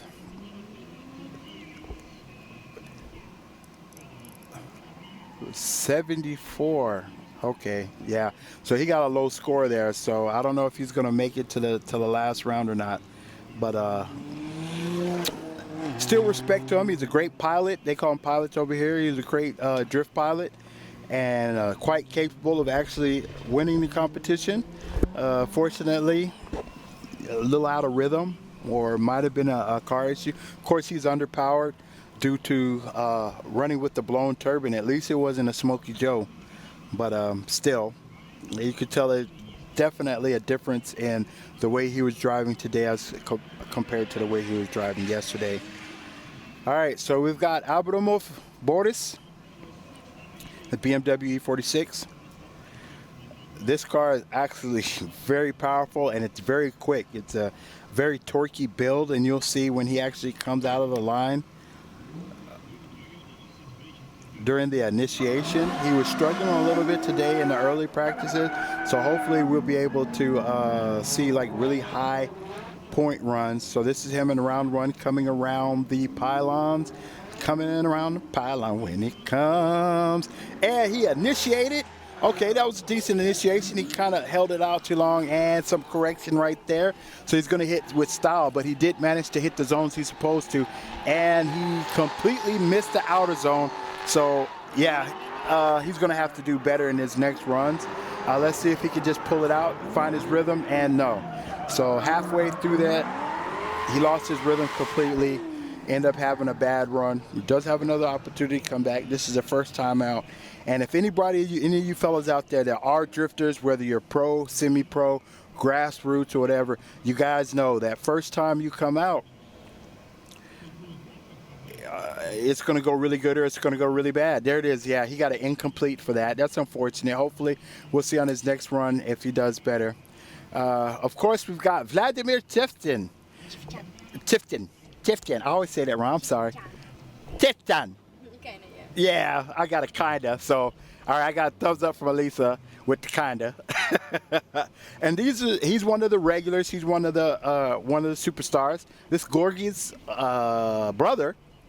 So they both drift on the same team, and they're actually one of the constant pedestal winners for the RDS from the beginning up to this point. So, and they've traveled a really long way to get here, and they're one of the few SRs. So this is an SR 2.2 running off Hayek. It's not even E85. And I know the tuner, he's an amazing tuner. So, all right, so we're coming in spicy right now. Initiation, that's the type he likes. He likes the light feints. He came in, he filled that zone out. And consider he has one of the lower horsepower cars. And yeah, he completely went way out in that last zone. He's going to get penalized. I hope he sticks in and tries to get whatever points he can get at the end. At least that way he can kind of try to get his rhythm back. Because like I was saying earlier, that first run, some drifters can come out and get great points every time. But a lot of times that first run, whether it's nervousness, the tires aren't heated up, you don't know what condition you're in, a slight distraction. A lot of racers need to get that second run is when they get into that zone lockdown and get their high points. So we'll see. So breaking this back down again, that initial clip was way out, which causes him to have to do a lot of unnecessary driving techniques to try to get back into the line. Because like I said, once you get off the line in this particular course setup, it's really hard to get back into your rhythm because everything transcends into the other. And robbing them really set the course up to be whether you go all the way through it the right way or you'll be fighting your car the rest of the way to get where it is. And as you can see, him going too far out there, he lost a lot of speed. The line is just completely out of whack. So basically, he's pretty much trying to put his car through the zones instead of driving his car through the zones, and it caused a lot of corrections. And of course, that's his initial run. He's a great driver. I'm expecting higher points. Oh man, 9 for line, 21 for angle, 29 for style. Total points of 59. So it's a really low score, but he still has runs to come back. I expect to see at least 80s. So now we've got Miss Seduk. Katrina, they call her Katie Seduk, and she is one of the 2 female drivers that are competing in the RDS, and the other female driver's name is Katrina, Ekaterina as well. And she is driving a 2J S15. She is actually a really aggressive driver, and I've seen really technical performance from her. So she's not going to be that type of driver that's going to throw the car into the corner and toss it around all over the place getting into the zones. She's going to more or less line her car up, get it where it needs to go, get the smoke, get the speed. She's kind of a point, the type of driver that will get good solid points and get like similar scores on every run. So we'll see if she can come through and do. And I really like the setup. It's nice to see just a plain, not too many, not a crazy livery, just a solid S15. So she initiated, correction on initiation. All right, so we're out of rhythm. There's a little correction there. Hopefully she can get her rhythm back enough to get at least 70s, 80s to keep enough to make it through the qualifying run. She hit that out clip very nice. Unfortunately, she might not have enough speed to get her style points. She missed that area too. She hit the inner clip. So All right, this might be a low scoring run. I would say high 60s, early 70s. What do you think, Elisa? Sure, yeah. My side partner judge is can't really give a idea. It's hard to judge from our angle too. So we'll check back on the replay. Okay, right there. I think if she had committed a little bit more on her entry, it might have been easier. She did get through this zone right here, so she will get points for hitting that area, but that correction is going to cost style points. Flossing through this outer zone right here too. She hit it, but since she was correcting all through the course, she didn't really have the speed. Okay, going out of course there is going to cost a deduction. That kickback is going to cost. She hit that. She hit that last outer, the touch and go, but this last zone was kind of iffy. She did get the last clip, so I'd say it might be a low scoring run, and hopefully for her next run she'll be able to find a zone 23, 24, 30 for style. So once again, the judge is having a better angle. Okay, so yeah, but still high 77. That's enough of a score to really get into the finals, depending, as long as too many other people don't really knock it off. So we've got Azarov Stepan. Yeah, we got Azarov Stepan and his crazy S15. I love this car. It's got a 3S GT engine, which is a rare build, and you can tell by the growl. Has a really mean growl. So he's one of the only 3S GTs you'll see. So basically, it's the Evolution engine that they did like full fabrications. Now, he could have got a little more speed in initiation. He lost traction, but he hit that first clip well. He missed that. He missed that zone right there. The outer zone is completely gone, and okay. So it looks like he's having some traction issues, because even on the initiation, before he hit the full throttle area, there was a kind of an issue with that. And as you can see, yeah, so either his tires aren't heated up enough for him to get the traction that he's looking for, or there might be a slight suspension issue. Hopefully they'll get it sorted up by his next run. But yes, he got an incomplete, which is unfortunate, because that is an amazing car, and that dude is a really good, solid driver. So we will see here in his next qualification run. So we got Miguel Denis. Okay, at least it sounds close enough, and that's good enough for me. And an LS3 E46, he's sitting at 500 horsepower. Team Fresh Out, which is one of the stronger teams in the RDS, and Hebino-san's teammate. So he's coming in spicy. All right, and he's got that first clip. He missed that touch and go. Let's see how he does the long sweep, and okay. And he was good at that last run. He was good at hitting that too. So hit that touch and go. The last outer zone was fine. Let's see if he gets the inner clip. Yes. So it's a good solid run from him. It's hard for me to tell at my angle or guess what points I think he'll be getting, but I do think it's enough for him to be able to be competitive or stay in the competition, if you will. So here we go. So he initiated a little bit early to hit that cone. He throttled out to set himself up. Unfortunately, his line was a little shallow. And once you hit that shallow line, you can't really throttle into this kickback, so you have to do like a light turning in. Once you get set, your traction is set, then you try to throttle through this last area right here, which is the out zone, which he's been good and consistent at. Hit that last touch and go, hit the touch and go. He cleared the outer zone. It looked like he might have decelerated a little bit to get oriented for this. I can't tell from my angle, so we'll see what the style judge and the line judge say. I think he might get a lower line points, and here it is, 24 line, 28 angle, 29 for style. So good solid run from Miguel. 81, so he's definitely a competitive score from him. So now it's just a matter of seeing, oh, and here is the infamous Christoph Bluss. And a lot of guys know him in his Eurofighter. He was the European champion. He was in Formula D. So, I mean, this guy's all over the map. He's competed all over the world, and he is one of the top contenders for today's competition. So he's in the throttle zone. Wow, the acceleration is quite beastie. All right, that inner clip might lose a little points for that. He did hit that clip. The camera angle changed on me, and yeah, he went a little wide there, so he's going to get penalized some big points for that. For that outer zone.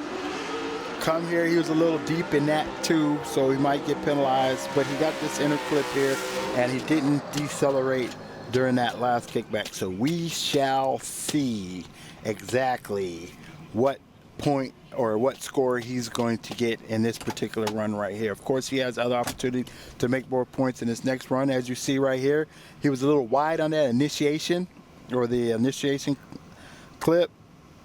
He hit that touch and go, so he'll be able to get his points from there. That is fine, but he came in a little too spicy. There's a little bit too much Tabasco on that, and he ended up going out of the line, which is going to be a big deduction, and ended up throttle braking to try to set himself up. But he hit the kickback, the touch and go there, and he managed to clean out the last zone. And he hit the last clip. Unfortunately, he had to do some heavy braking for that, so more than likely he's going to get some style points deducted for that. But the points are up. It's 22, 28, 38 for his style points, which gives him an 81, so it's a competitive score. He's quite capable of mid 95 stuff, so we'll see his next round what he does. So Abramov Boris and the E46, he's got 850 horsepower. Like I was telling you about, this is a very, very fast car, and it seemed like the first run was kind of iffy, but I think he'll be able to pull it out. This is the second run, so he's kind of got a feel of the track, and the butterfly should be gone, so he'll be able to knock it out. So the initiation was great. That kickback pulled him out, but he was very shallow. Oh, wow, that's a shame. And then he went out, of course, right here.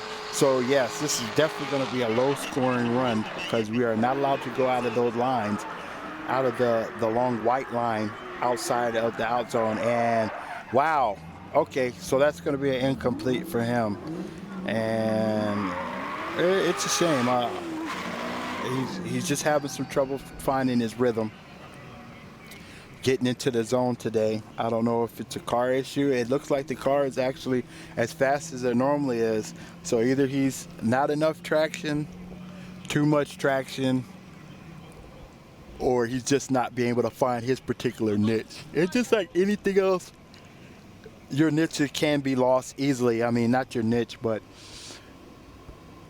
sometimes we just have two left feet. So here we go. He goes to the initiation, and it was solid here, but he was not able to come far enough out. That was just extremely too shallow, which set him up on a really difficult line for the long sweep.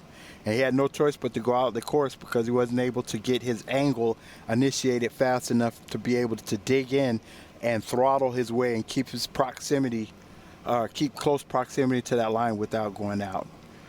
The last zone was a little iffy there too, and of course he just couldn't control it at the end. So he got, man, that's a shame. Abramov, he's got 2 goose eggs for his first 2 runs, so hopefully we'll do better. So now Vladimir is coming up in his S14, it's SR20 VET 2.2 at 630 horsepower, and a lot of people say SRs are hand grenades, but these guys have went this whole season without any real engine problems or any blown engines or anything. So, I mean, it's just built real sturdy.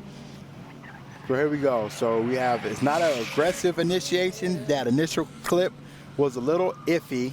They changed the camera angles. I couldn't really see what happened in that zone. But through the outer zone, one tire, 2 tires out, Miss Zebra, and a spin out. So, okay, that was unfortunate. He didn't really have a great run this particular time, too. And so, okay, yeah, he got a goose egg for a second run. So, he's ranked 13 so far. Wow, that's really unexpected from Chieftain. But we will see what's how he'll do next time. So now Katie Saduk is coming up, and I expect for her to get a higher score this particular time too. As I said earlier, very technical drifter and aggressive enough to get high scores as well. Solid runs all yesterday, even in the rain, very impressive. So we'll see. Okay, so it's a timid initiation, but trying to get that clip. All right, a little correction, but she was able to hug through that touch and go. The outer zone, I don't have a good angle, so I'm not really sure how she hit that outer zone. You know, the touch and go, the outer area, yeah, it's coming in too hot. Too hot. Too hot, lady. Gotta slow it down, but it's okay. All right, so I'm saying she's gonna get an incomplete because she spin out. Alisa says it's gonna be an incomplete because it's spin out. Yeah, so that's gonna be an incomplete, which is unfortunate because she didn't really get a high score the first run, and then she got a 0 for this particular run. So that's just really, really unfortunate. I was really hoping to get to see the full potential of that 2JZ she has on her S15 and the really clean look that is built there with no really liveries, just a couple of sponsors, and it just kind of takes it back to when drift really started. So okay, so yeah, she got a goose egg. She got 77, but she's still ranked 10, so she's still in competition. So now let's see what Alsarov Stepan can do.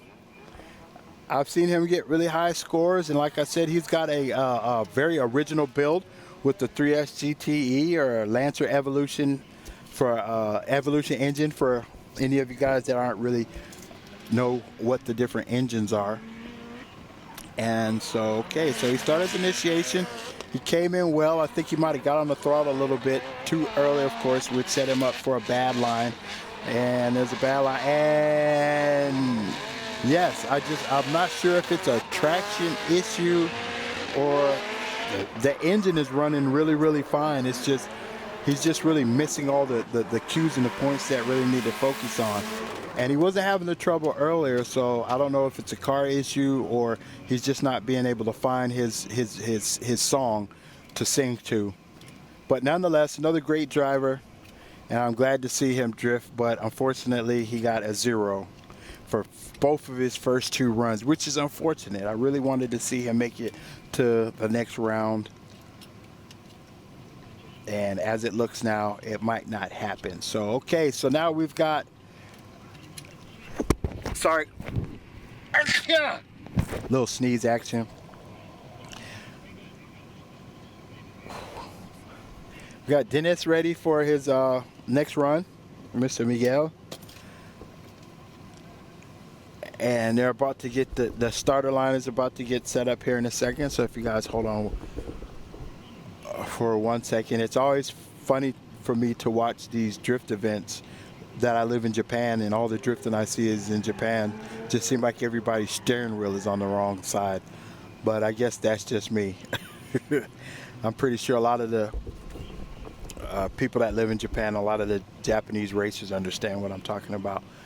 But nonetheless, Miguel, he's definitely going to be coming up with high performance. Expect to see a good run coming up here in the next zone. For those of you that didn't hear the specs on the track is actually from start to the first initiation is 280 meters, and the actual length of the actual drift area that they're drifting is 940 meters. So it's a pretty long track with a couple of, well, not even a couple, it's actually a very difficult.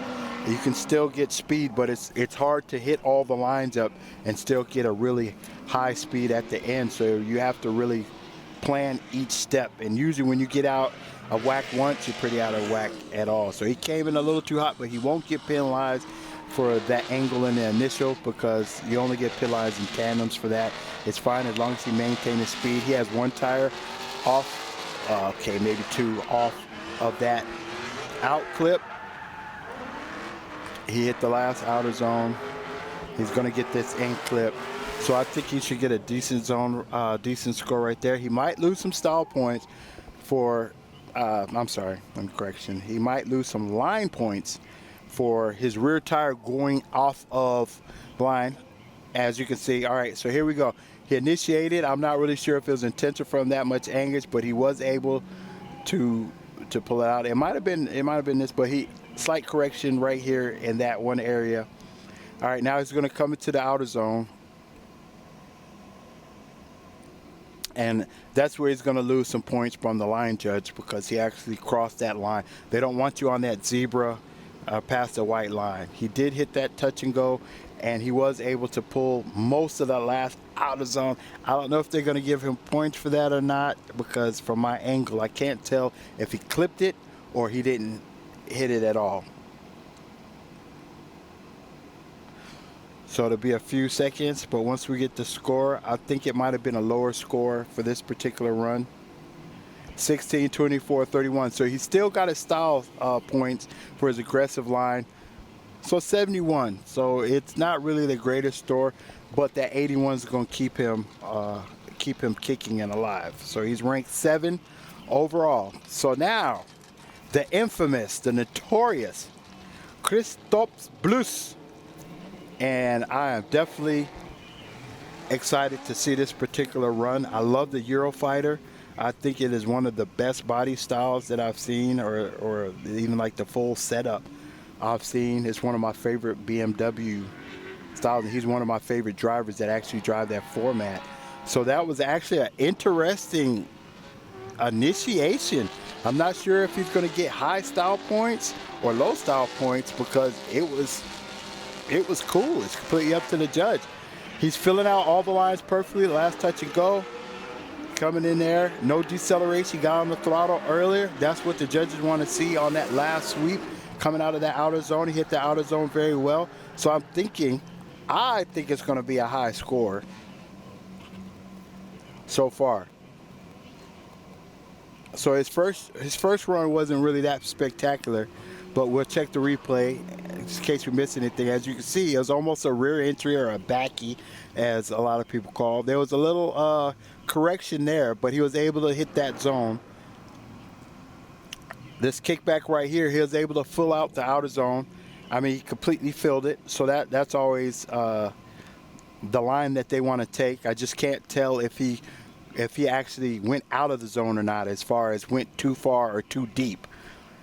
Hit this last one, and they wanted you to use momentum and acceleration through this last corner with no braking, no side braking, and then hit the last clip.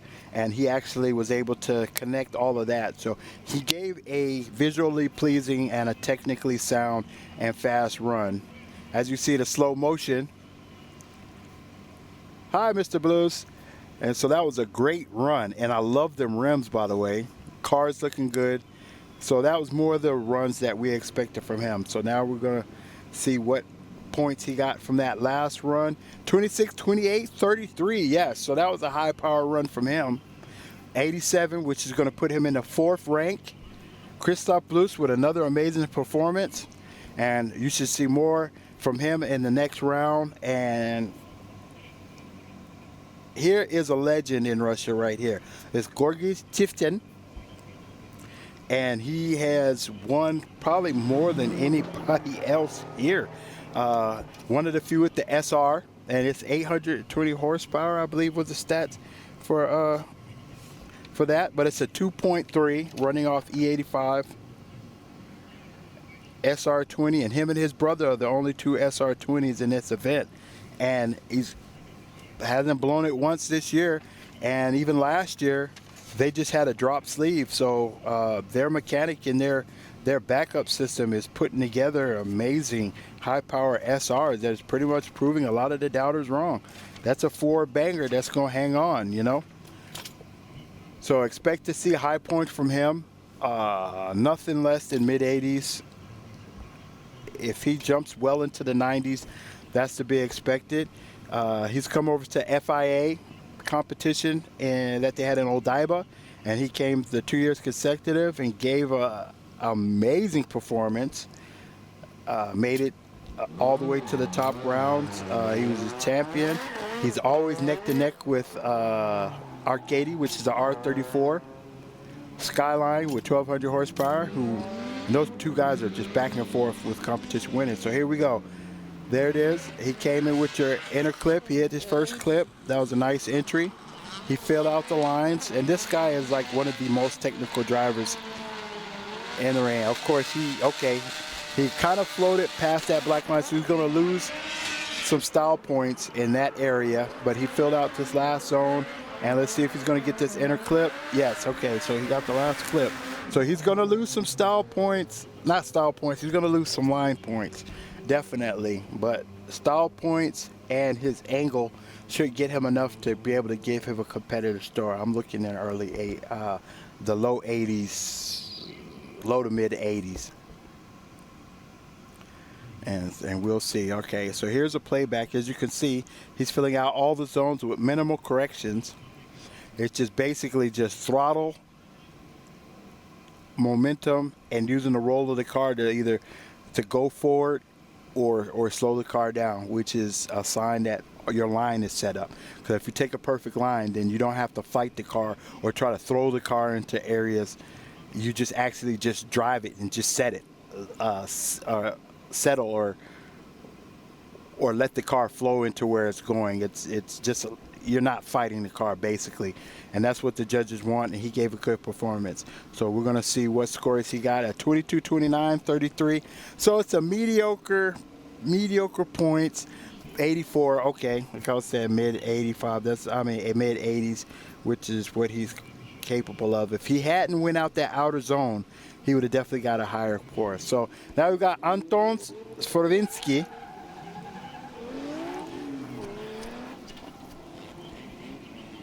All right, so we got the initiation from him, and you'll see that front end in a lot of the Supras in the Russian Drift Series. It's kind of like a Russian thing, and I do like it. So he hit his initial clip.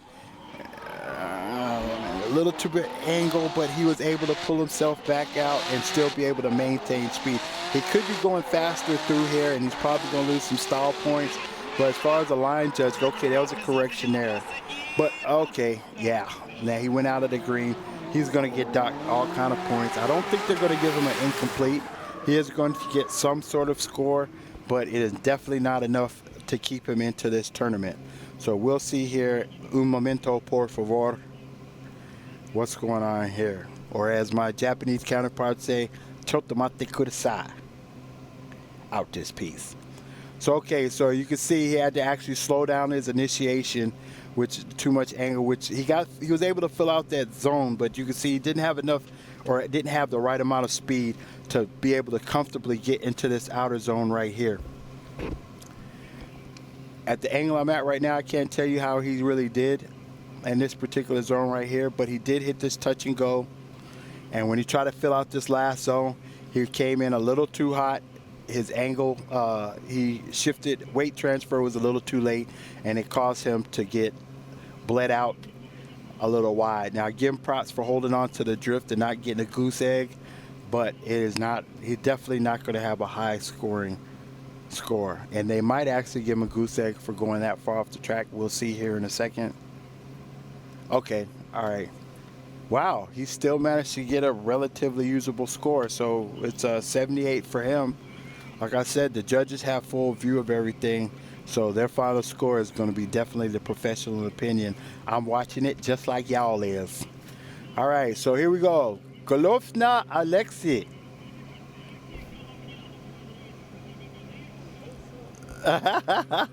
All right, so my assistant said that might be okay.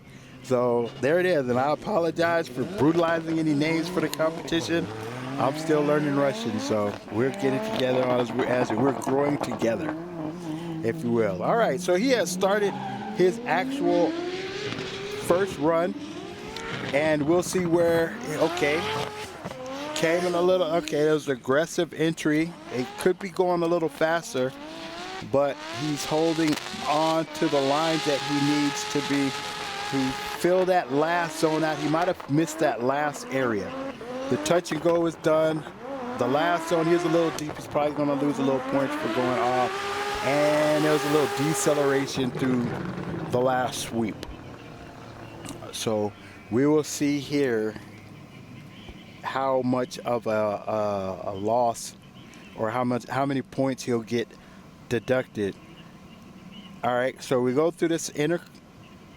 Okay, so his initial clip was fine.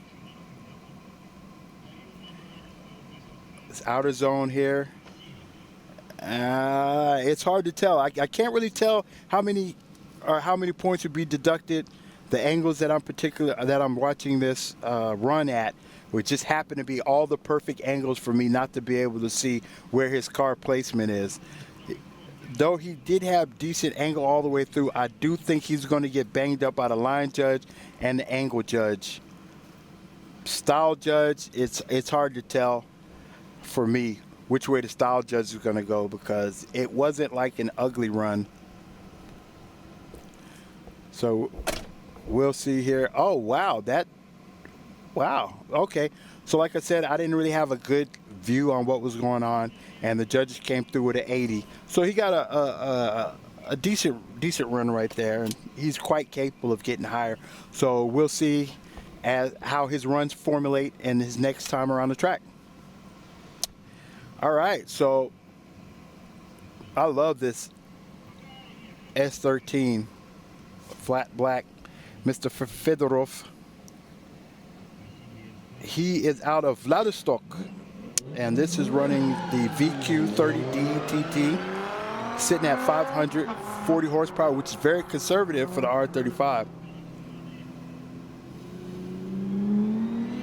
All right, so he started his initiation. He's sponsored by Achilles, by the way, and AMO Racing. So a little 3 lean on the initiation, something you don't see much over here. All right, now, okay. He's a little wild. Need to calm down. That was a big correction coming into this outer zone. He hit that last touch and go. The outer zone is filled. And he missed the inner clip. All right, so of course, that's his first run. And entry speed of 80. So, okay, it was mediocre. I think the second run he'll probably be able to do a lot better. He came in and used a full lane, as you see in the inner clip. Was fine. Little slight correction there, but I don't think he'll get deducted. He filled out that first outer zone, but came in too wide there, had to kick back and try to put the car, as I was saying earlier. When you come out of your line, you have to start trying to put the car where it is instead of actually just being able to drive or flow the car there. So he's going to definitely get deducted line points for that area. Last through area, okay. He was on the zebra, but he didn't go into the green, so I don't think he's going to get deducted points there. Little shallow into the sweep, and he missed the last inner clip.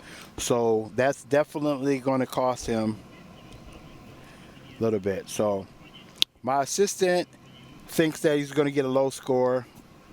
I think it's going to be a relatively low score, 17, 23, 30, so 70s. Okay, so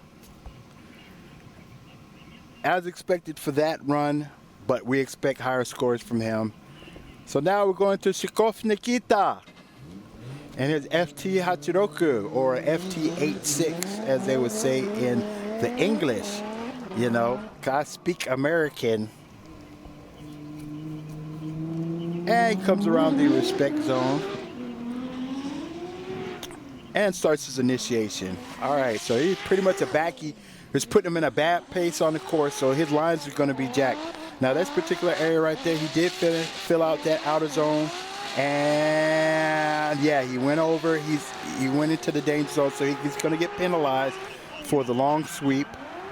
And, yeah, the long side right there is going to penalize. So this is going to be a low-scoring run for him. The last inner clip was a little sloppy, too.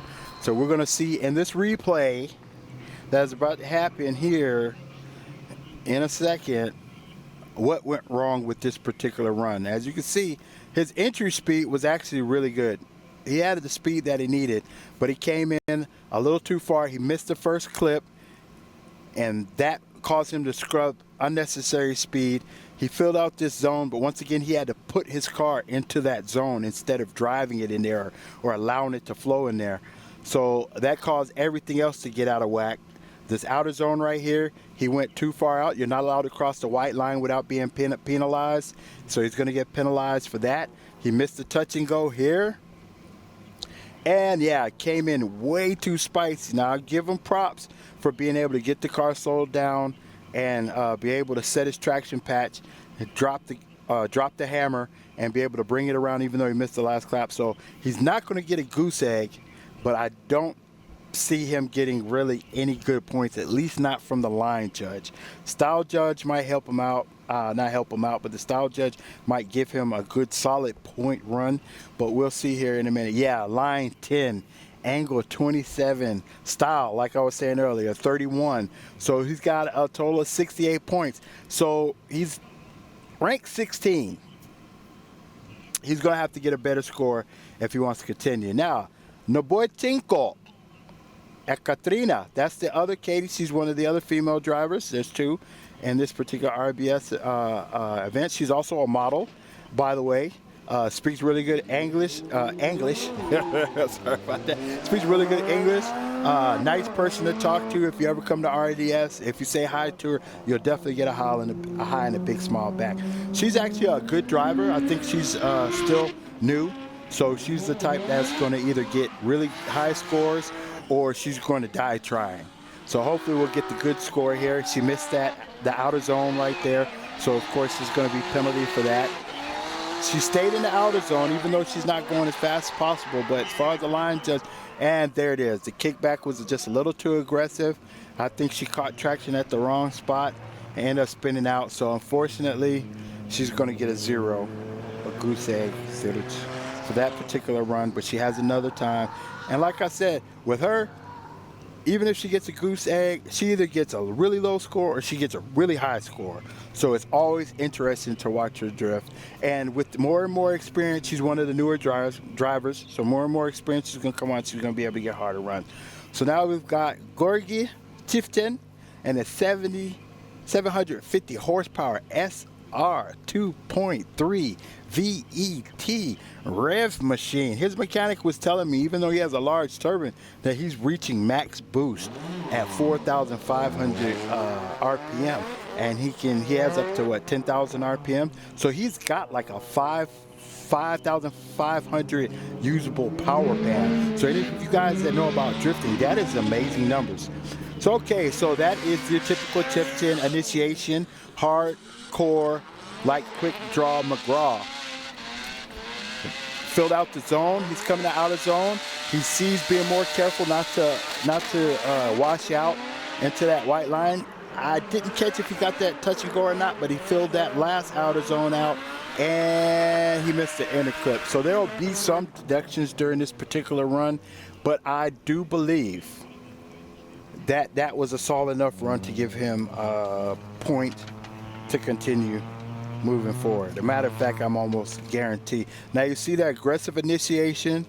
He gets his angle set so he can put on the throttle. He could have hit that inner clip a little better, but even still, he is the type of driver that is able to put the car wherever it needs to go.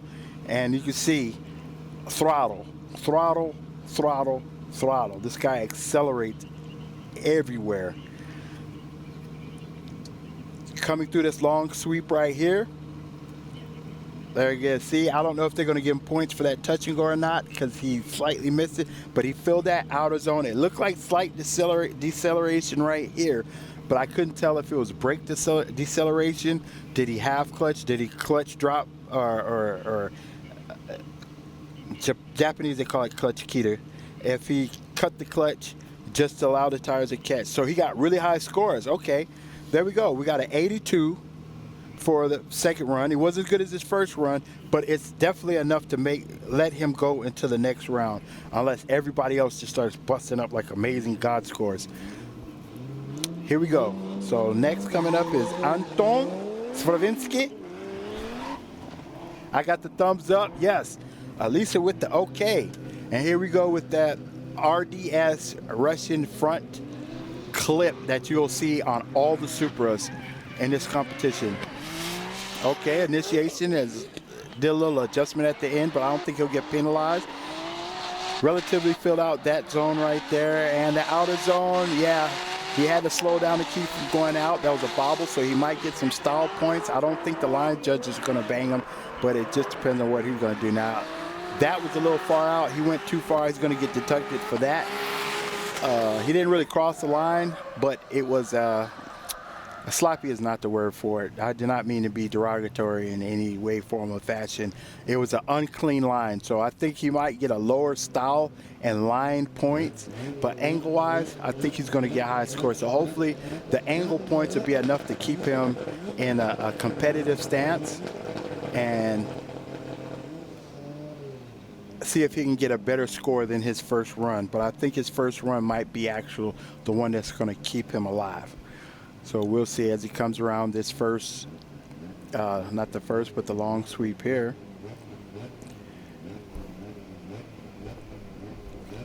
All right, so I'm thinking he might get a decent run. Elisa's thinking that he's going to get at least a usable score as far as scores go. And okay, 27-28, 31 for style, 86. So definitely, okay, so he got a better run than his first one. So he's going to be around. So hopefully he can clean those lines up as the competition goes on. Because when it comes to tandem, washing out and things like that will cause a unfollowable run, which would be a definitely easy way to lose in this competition. And if anybody that's just joining us or you're not aware, the rules of this event are similar to Formula D. Matter of fact, we have Formula G judge Robbie Nishida here. He's one of our main judges here, and they laid the course out, and it's the same as Formula D with your zones, your touch and goes, your initiation clips, and your outer clip, and getting deducted for not being able to fill out everything that needs to be every area that needs to be filled. All right, so now we've got Glavincia Alexi, and oh wow, that is a really aggressive initiation. I think one of the best we've had so far. He filled the initial outer zone. All right, heavy throttle through the long sweep. The touch and go was lit, a little deep on that last outer zone, but no braking. When he initiated coming to that inner clip, they don't want you to side brake at all. They want you to use momentum and then throttle through it. He was quick on the throttle. He was actually earlier than a lot of people, so I really think that's going to be a high scoring run unless I missed any big point deduction. As you can see, he came in with a high angle throttle to keep the body from floating out, so he can do a quick kickback to put himself in the perfect line so he can give it gas through there, building up speed. Goes to this last sweep with no problems whatsoever and able to give it a lot of smoke, a lot of tire heavy rotation. He's able to get in there. High angle right there to scrub off a little speed, so he's able to come in here, and that was actually really intelligent for him to knock a little speed off there so he doesn't have to hard decelerate to make it through this last swoop and get the last clip. So I would say that is one of the most intelligent runs that we've had today. That was chess right there, people, and that's the type of level that you expect to see for the rest. So you got 22, 28, 36, Glavincia Alexi with the 86. Huh. So obviously the judges saw a couple of areas where there was mistakes. I'm watching 2D just like you guys are. So they saw something that they had to deduct him for, but 86 is still a good score. I expect him to make it on to the next round.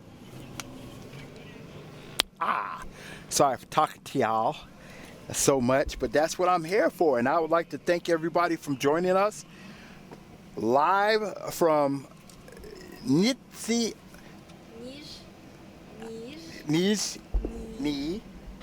Novgorod. Yeah, from Nizhny Novgorod. I'll do better tomorrow. At least he's gonna kick me in the face. All right, so we have Ilya Fedorov. He's coming in with a really high entry speed. Started his angle early. He's actually doing a similar entry.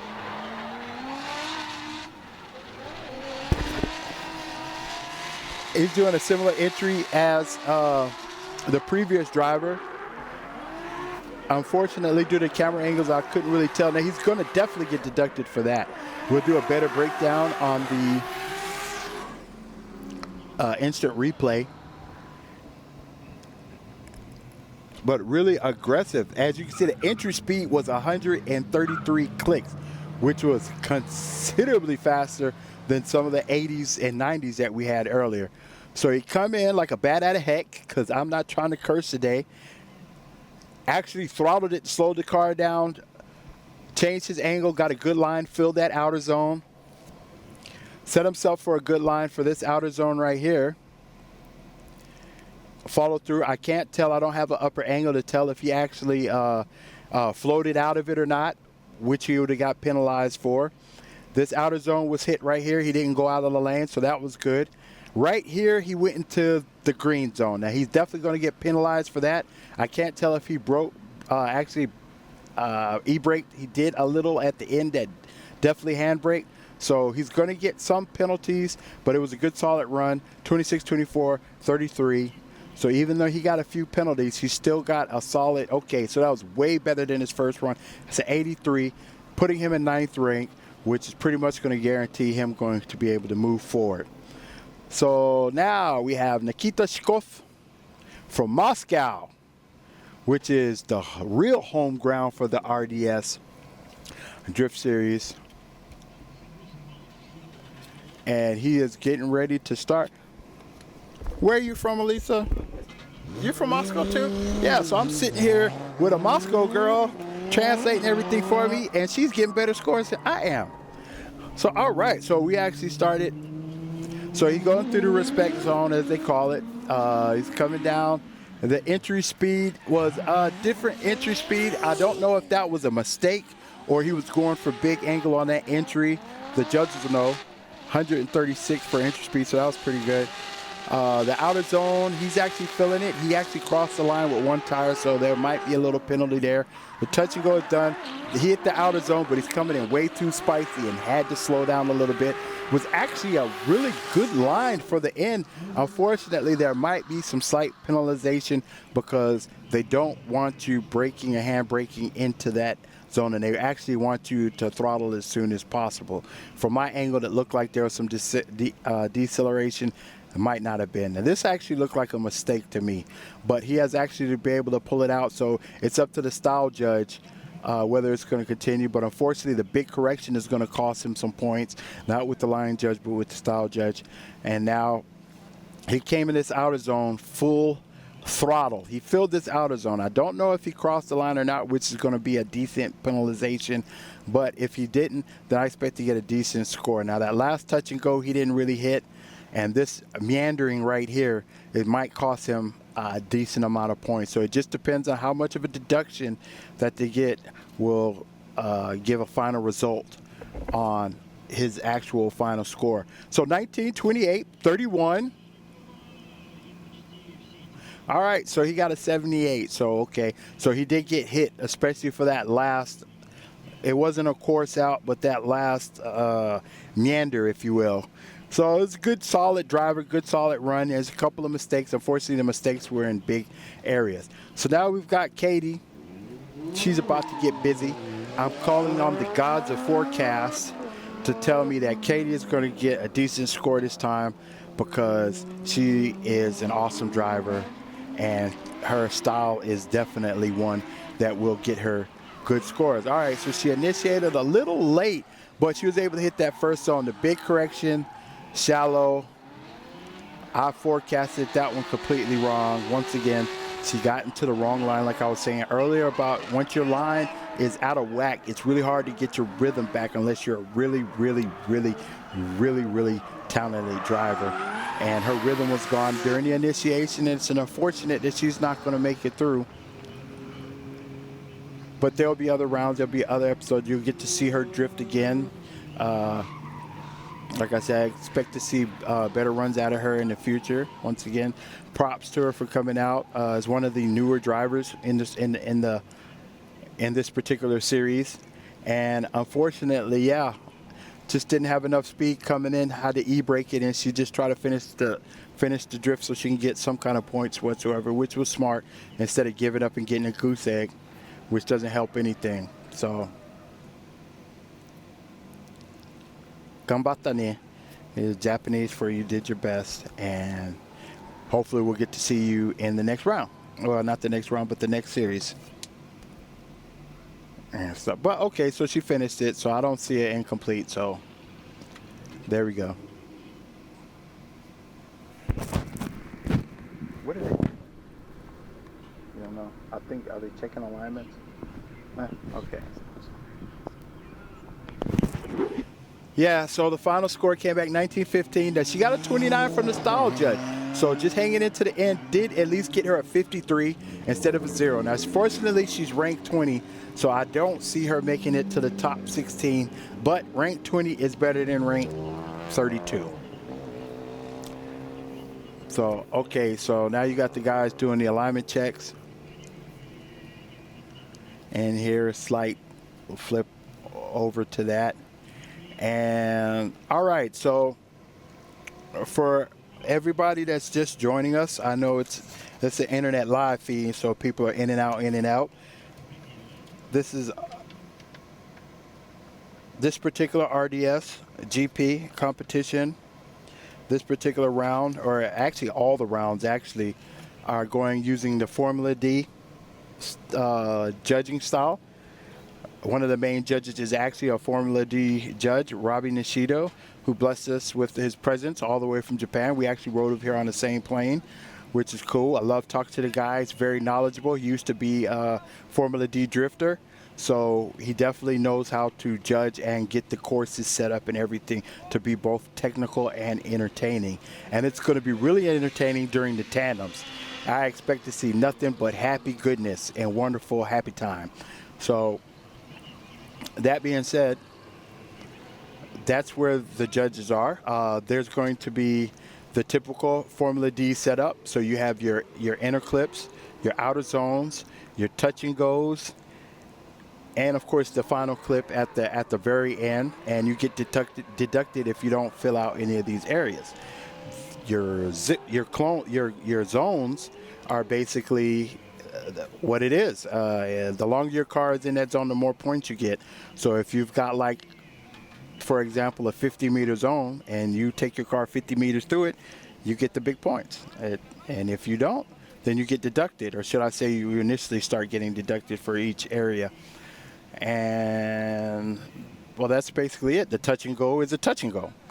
Any part of your car touches it, then you can go. You don't have to stay there and try to ride it out. And of course, your clipping point, you got to get at least one tire over the clipping point, and that's how it works. Your car going off course, it'll be an automatic. 1 second. A car going completely off course, or you spinning out, will be an automatic 0. During the tandems, if you're doing a course run that is unable, where nobody is able to follow, you'll get a 0 or an unfollowable lead. And that'll be explained more tomorrow when they're actually doing the tandems, and I'll make sure I explain that in better detail for everybody. So we're having some, I'm not going to really say problem, but the drivers are getting ready for this next heat and setting up. So while they're doing that, I'm going to hit you up with what we call Gregory Franklin Funky Fun Time Facts. This track is one of the only tracks that has been used in every of the 6 years of the RDS competition. So this is almost the home ground. Moscow Speedway is the home ground, but this is basically the home ground, and this is where all the drift fanatics are. These are the biggest fans of RDS and biggest fans of drift are actually here. All right, so let me see what's going on with the R32. And so I can inform you, I'm going to talk to my assistant here 1 second. You guys give me a few seconds. Did they say what's the matter with that car? No. Okay. All right. All right, so I didn't get any information yet, but right now we're about to start with the legend, the man, the machine, Arkady I have said his last name before, but I'm not going to be able to say it right now. But I'm going to say it before the competition's over with. Now, this is a extremely fast R34. It's one of the fastest cars that we have, and he is a super legend in the RDS series. So, okay, all right, so he's initiated a very aggressive initiation. Accelerate to slow down. He filled that last zone out. If you can tell the difference, he has 20 more kilometers than anybody else's entry speed just about, except for one or two other racers. He has actually hit everything that needs to be hit. This dude is a machine. Missed the inner clip though.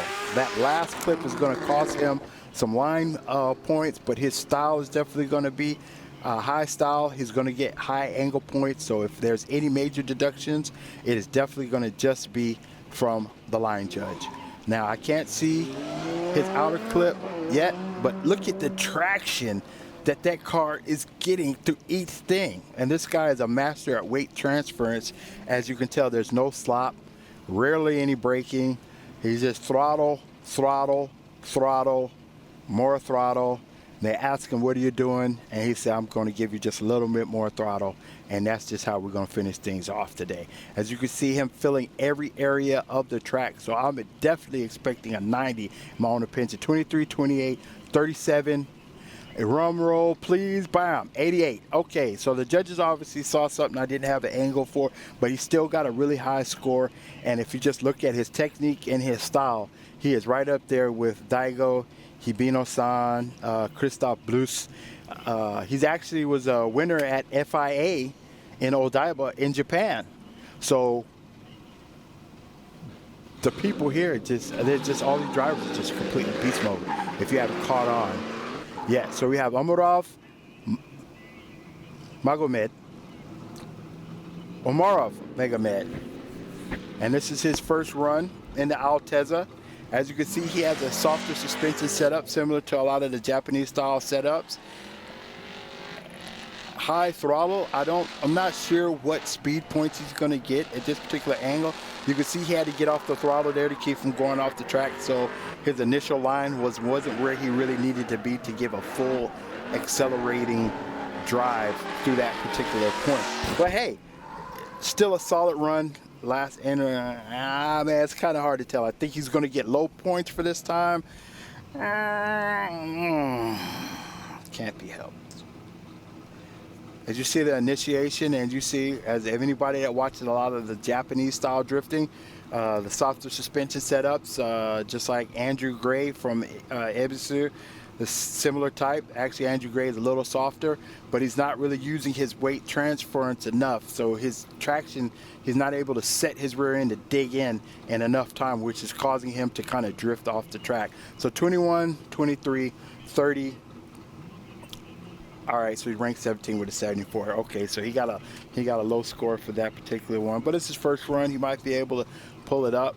Now you guys are in for a treat. DD Kaba from St. Petersburg in his flanker. This car is homemade. There is only one flanker on Earth. It's based off of a Corvette. It's got a V8, but this guy built this thing and brought it to professional level, which is something most of us at-home mechanics dream of. So you'll see DD Kaba. And if you see this car in real life, it is beautiful and amazing at the same time. So okay, he started there. Okay, there was some bobble. The outer zone wasn't really filled at that area. He's gonna, okay, so he meandered off, and wow, okay, so he is heading for a 0. I don't know if they're gonna let him slide or not, but this is gonna be a low scoring. Yeah. We just slid into 0 town right there. So he's going to get a goose egg for that run. But he's a really good driver. First run, not into the zone.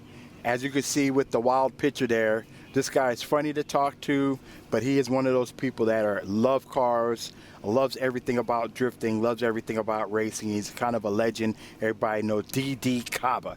So hopefully the next round we'll see some better driving from him. And now we've got Pesagov Andre in the Skyline R32 which is one of my favorite skylines ever. And we're only going to see awesome stuff from him because this has got a 35 GTR engine, R35 GTR engine, and it very fast on the straightaways. As you can see, actually he didn't really come in as hard as I thought he would do. He was actually being more aggressive. I think he might be just trying to establish some points. But his lines have been shallow on this particular run. The outer zone he did manage to fill out, but due to the shallow lines, he didn't come in with enough speed to get high style points. There was a big bobble, deceleration, across the zebra into the zebra stripe. So we might be looking at a 70-ish run. So here we go. So, okay, aggressive initiation, flame, smokes, and spittle. The kickback, okay, was too shallow. He should have pulled it a little farther out. I don't know if he just didn't think he had enough speed to pull it out or whatever, but for whatever, he ended up going shallow. He tried to save it through this outer sweep here, but unfortunately, he wasn't going fast enough, so he's not going to get the big points. He did hit this touch and go here, and he did manage to tap this the outer zone here. So I don't know. He might get a 21, 24, 31, giving him 76. Okay, so he's ranked 17, so it might not be good for here. I don't think he's going to make it to the next round, but it was a good solid run. He did show that he does have the skills. Now for the monster and his VR38, 1200 horsepower, and he drives it with all 1200 horsepower. This is not a dyno queen in any way, form, or fashion. So this next round, I expect to see aggressive entry. I expect to see high angle. I expect to see him to throttle, to slow the car down in that entry, to put himself up in the perfect angle so he can go through that first outer zone sweep. So let's see if he's going to be able to make me a truth person or a truthful person, or if he's going to make me a liar. And here he comes to the initiation, one of the fastest initiations today. There it is, and like I said, high angle, acceleration, set himself up. He's three-wheeling, kind of like Von Griffith. Junior! Okay, now he came in a little too spicy. He's going to lose points for going outside of that, the white line at the edge of that zone. But he did manage to fill out the zone. Let's see if he's going to get the outer clip this time. And I don't know if they're going to count that as a clip or not. So he's probably going to, it might be another 80s run. I don't know. It depends on the accumulation of other things, but there will be penalization for a couple of the small mistakes that happen there. But my God, look at how fast and how just the amount of traction and grip and the control where it's just snappy. He actually just snap throws the car in every angle and every place that it needs to go into. The outer zone, unfortunately, he came in a little too hot, a little bit too much Tabasco. Ended up crossing that line, but he was still able to get this outer zone. He should be able to get points for that. And in the final zone right here, he filled that out. I can't tell if he had to brake or did he go high angle and throttle. As long as he didn't brake, hand brake, then he'll be able to maintain max points through that last sweep zone. So please take a few seconds to wave through your TV screens at the people. Like I said, these are the best fans. Whether it's 2 degrees outside or it's 35 Celsius out here, they're here waving in the heat with no sunshade at all, because that area is where the cheap sheets are. There's no roof, there's no yawn anything. So all right, so I'm not really sure why they just showed a picture of Arcady and they have DD Kaba lining up. Let me see what's going on with that. Best run point 0. Okay, so okay, all right, we're back on track. DD Kaba is lining up for his next run. Hopefully he can get a real competitive score here. I'd like to see him to make it to the end. I think if nothing else, this car needs to get more exposure, just the amount of work put into building it. If you ever get to see it close up, man, it bring a ear to your eyes if you're a real car enthusiast. So really aggressive. I think everybody is starting to take a note out of Arcadie's book with that initiation. Unfortunately, I think that last zone was shallow. It was hard for me to tell.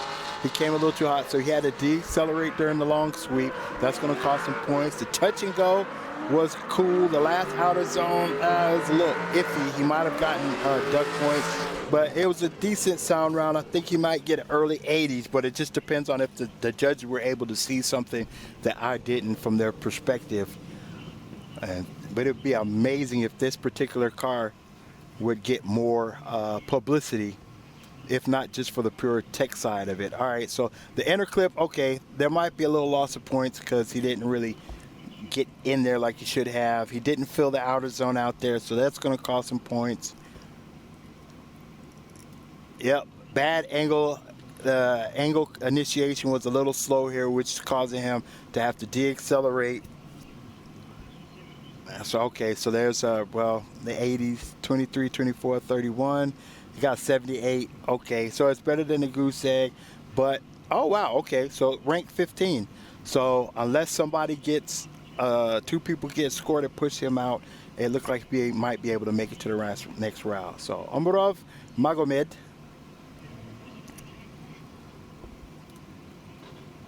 is getting ready for his next run. And like I said, he has a Andrew grayish type of setup. I think his front suspension could be a little more tighter for control-wise. Seems like there's a little unnecessary wobble, and you'll see a lot of small corrections from him. But traction-wise, he's definitely set for traction. Unfortunately, he didn't fill out last outer zone. He's going a lot slower than he needs to, so he's doing a lot of speed correction to keep into the long sweep zone, and this was just a complete all right, he managed to drift to the end. So like I said, he got out of whack. Line was messed up. He couldn't find his balance by the time he got to the end of the track. He didn't give up. He didn't wipe out, so I don't think he's going to get a goose egg, but I can almost promise you he's going to get a very, very, very low score. So we'll see. So everything was decent until here, till he was a little shallow. Didn't fill that outer zone right there. Coming into the long sweep. And as you see right there, all right, so now he has to get off the gas. As you saw, the smoke decrease to try to keep from sliding off the track and getting a goose egg. And that kickback right there, he missed that touch and go. Rear end came out a little too far, but he didn't spin out. I give him props for sticking with it, and he didn't go completely off the course, so I give thumbs up for correctional skills. Much love to you, but that's going to be a low-scoring run.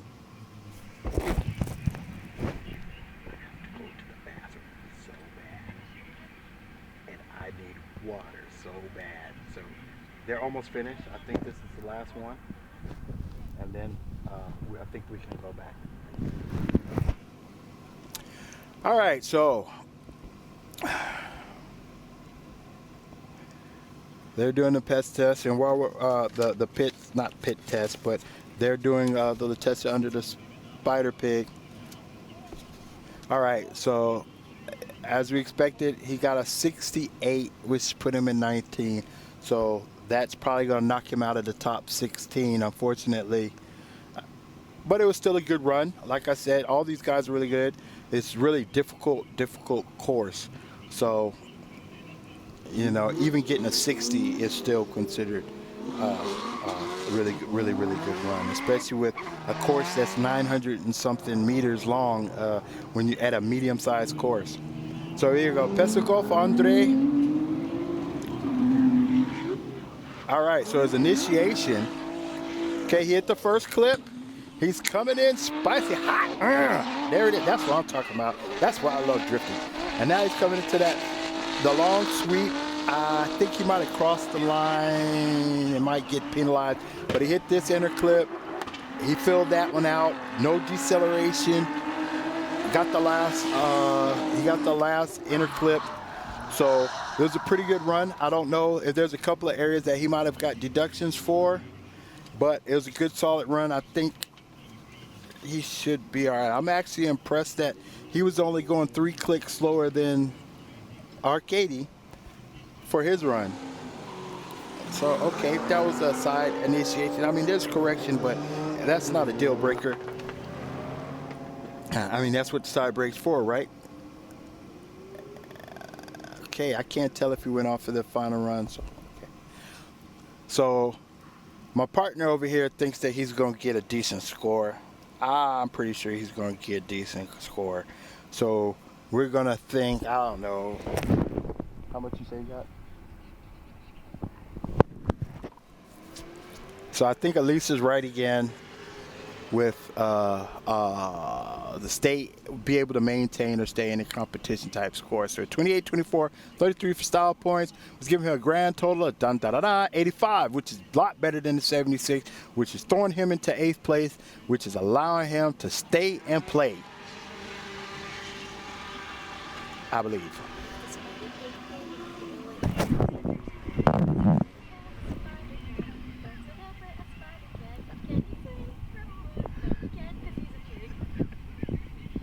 I've seen that before. Yeah, because it's the perfect name for it. Spider pig. I gotta call it spider pig. Spider pig. What else do they call it?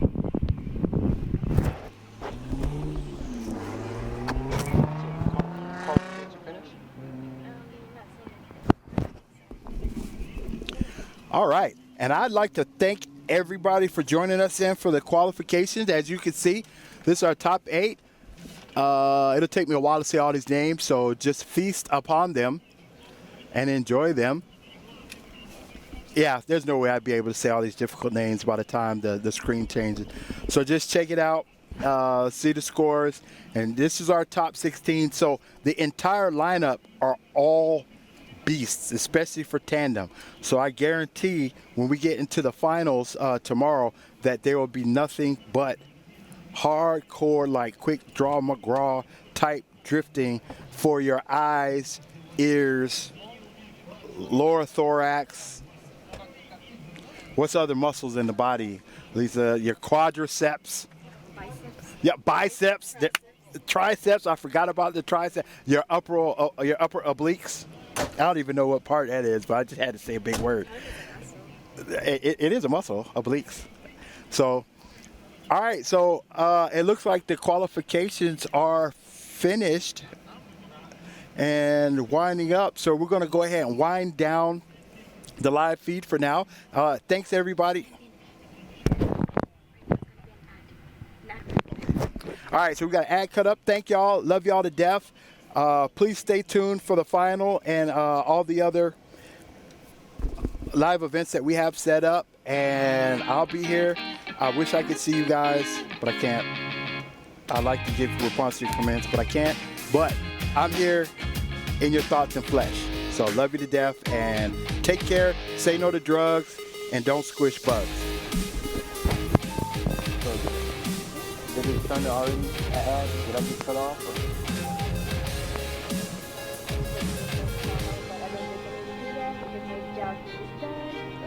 I think the job is done. Just switch to one just a bit. But I think it's finished. Okay. Okay, commercial came up.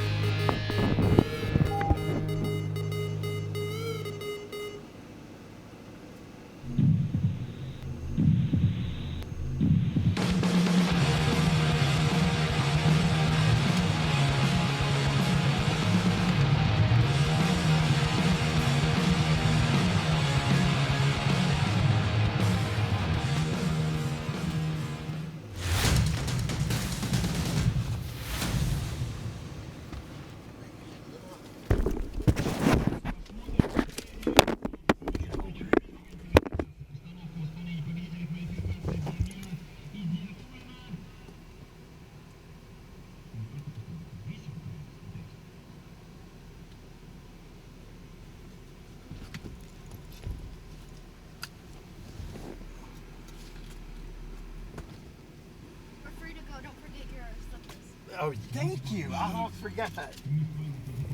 All right, so I think we're finished for today. I can still get some extra stuff done in the shop, so yeah. Yeah. Oh, okay. I need to eat and I need to use the bathroom. Yes.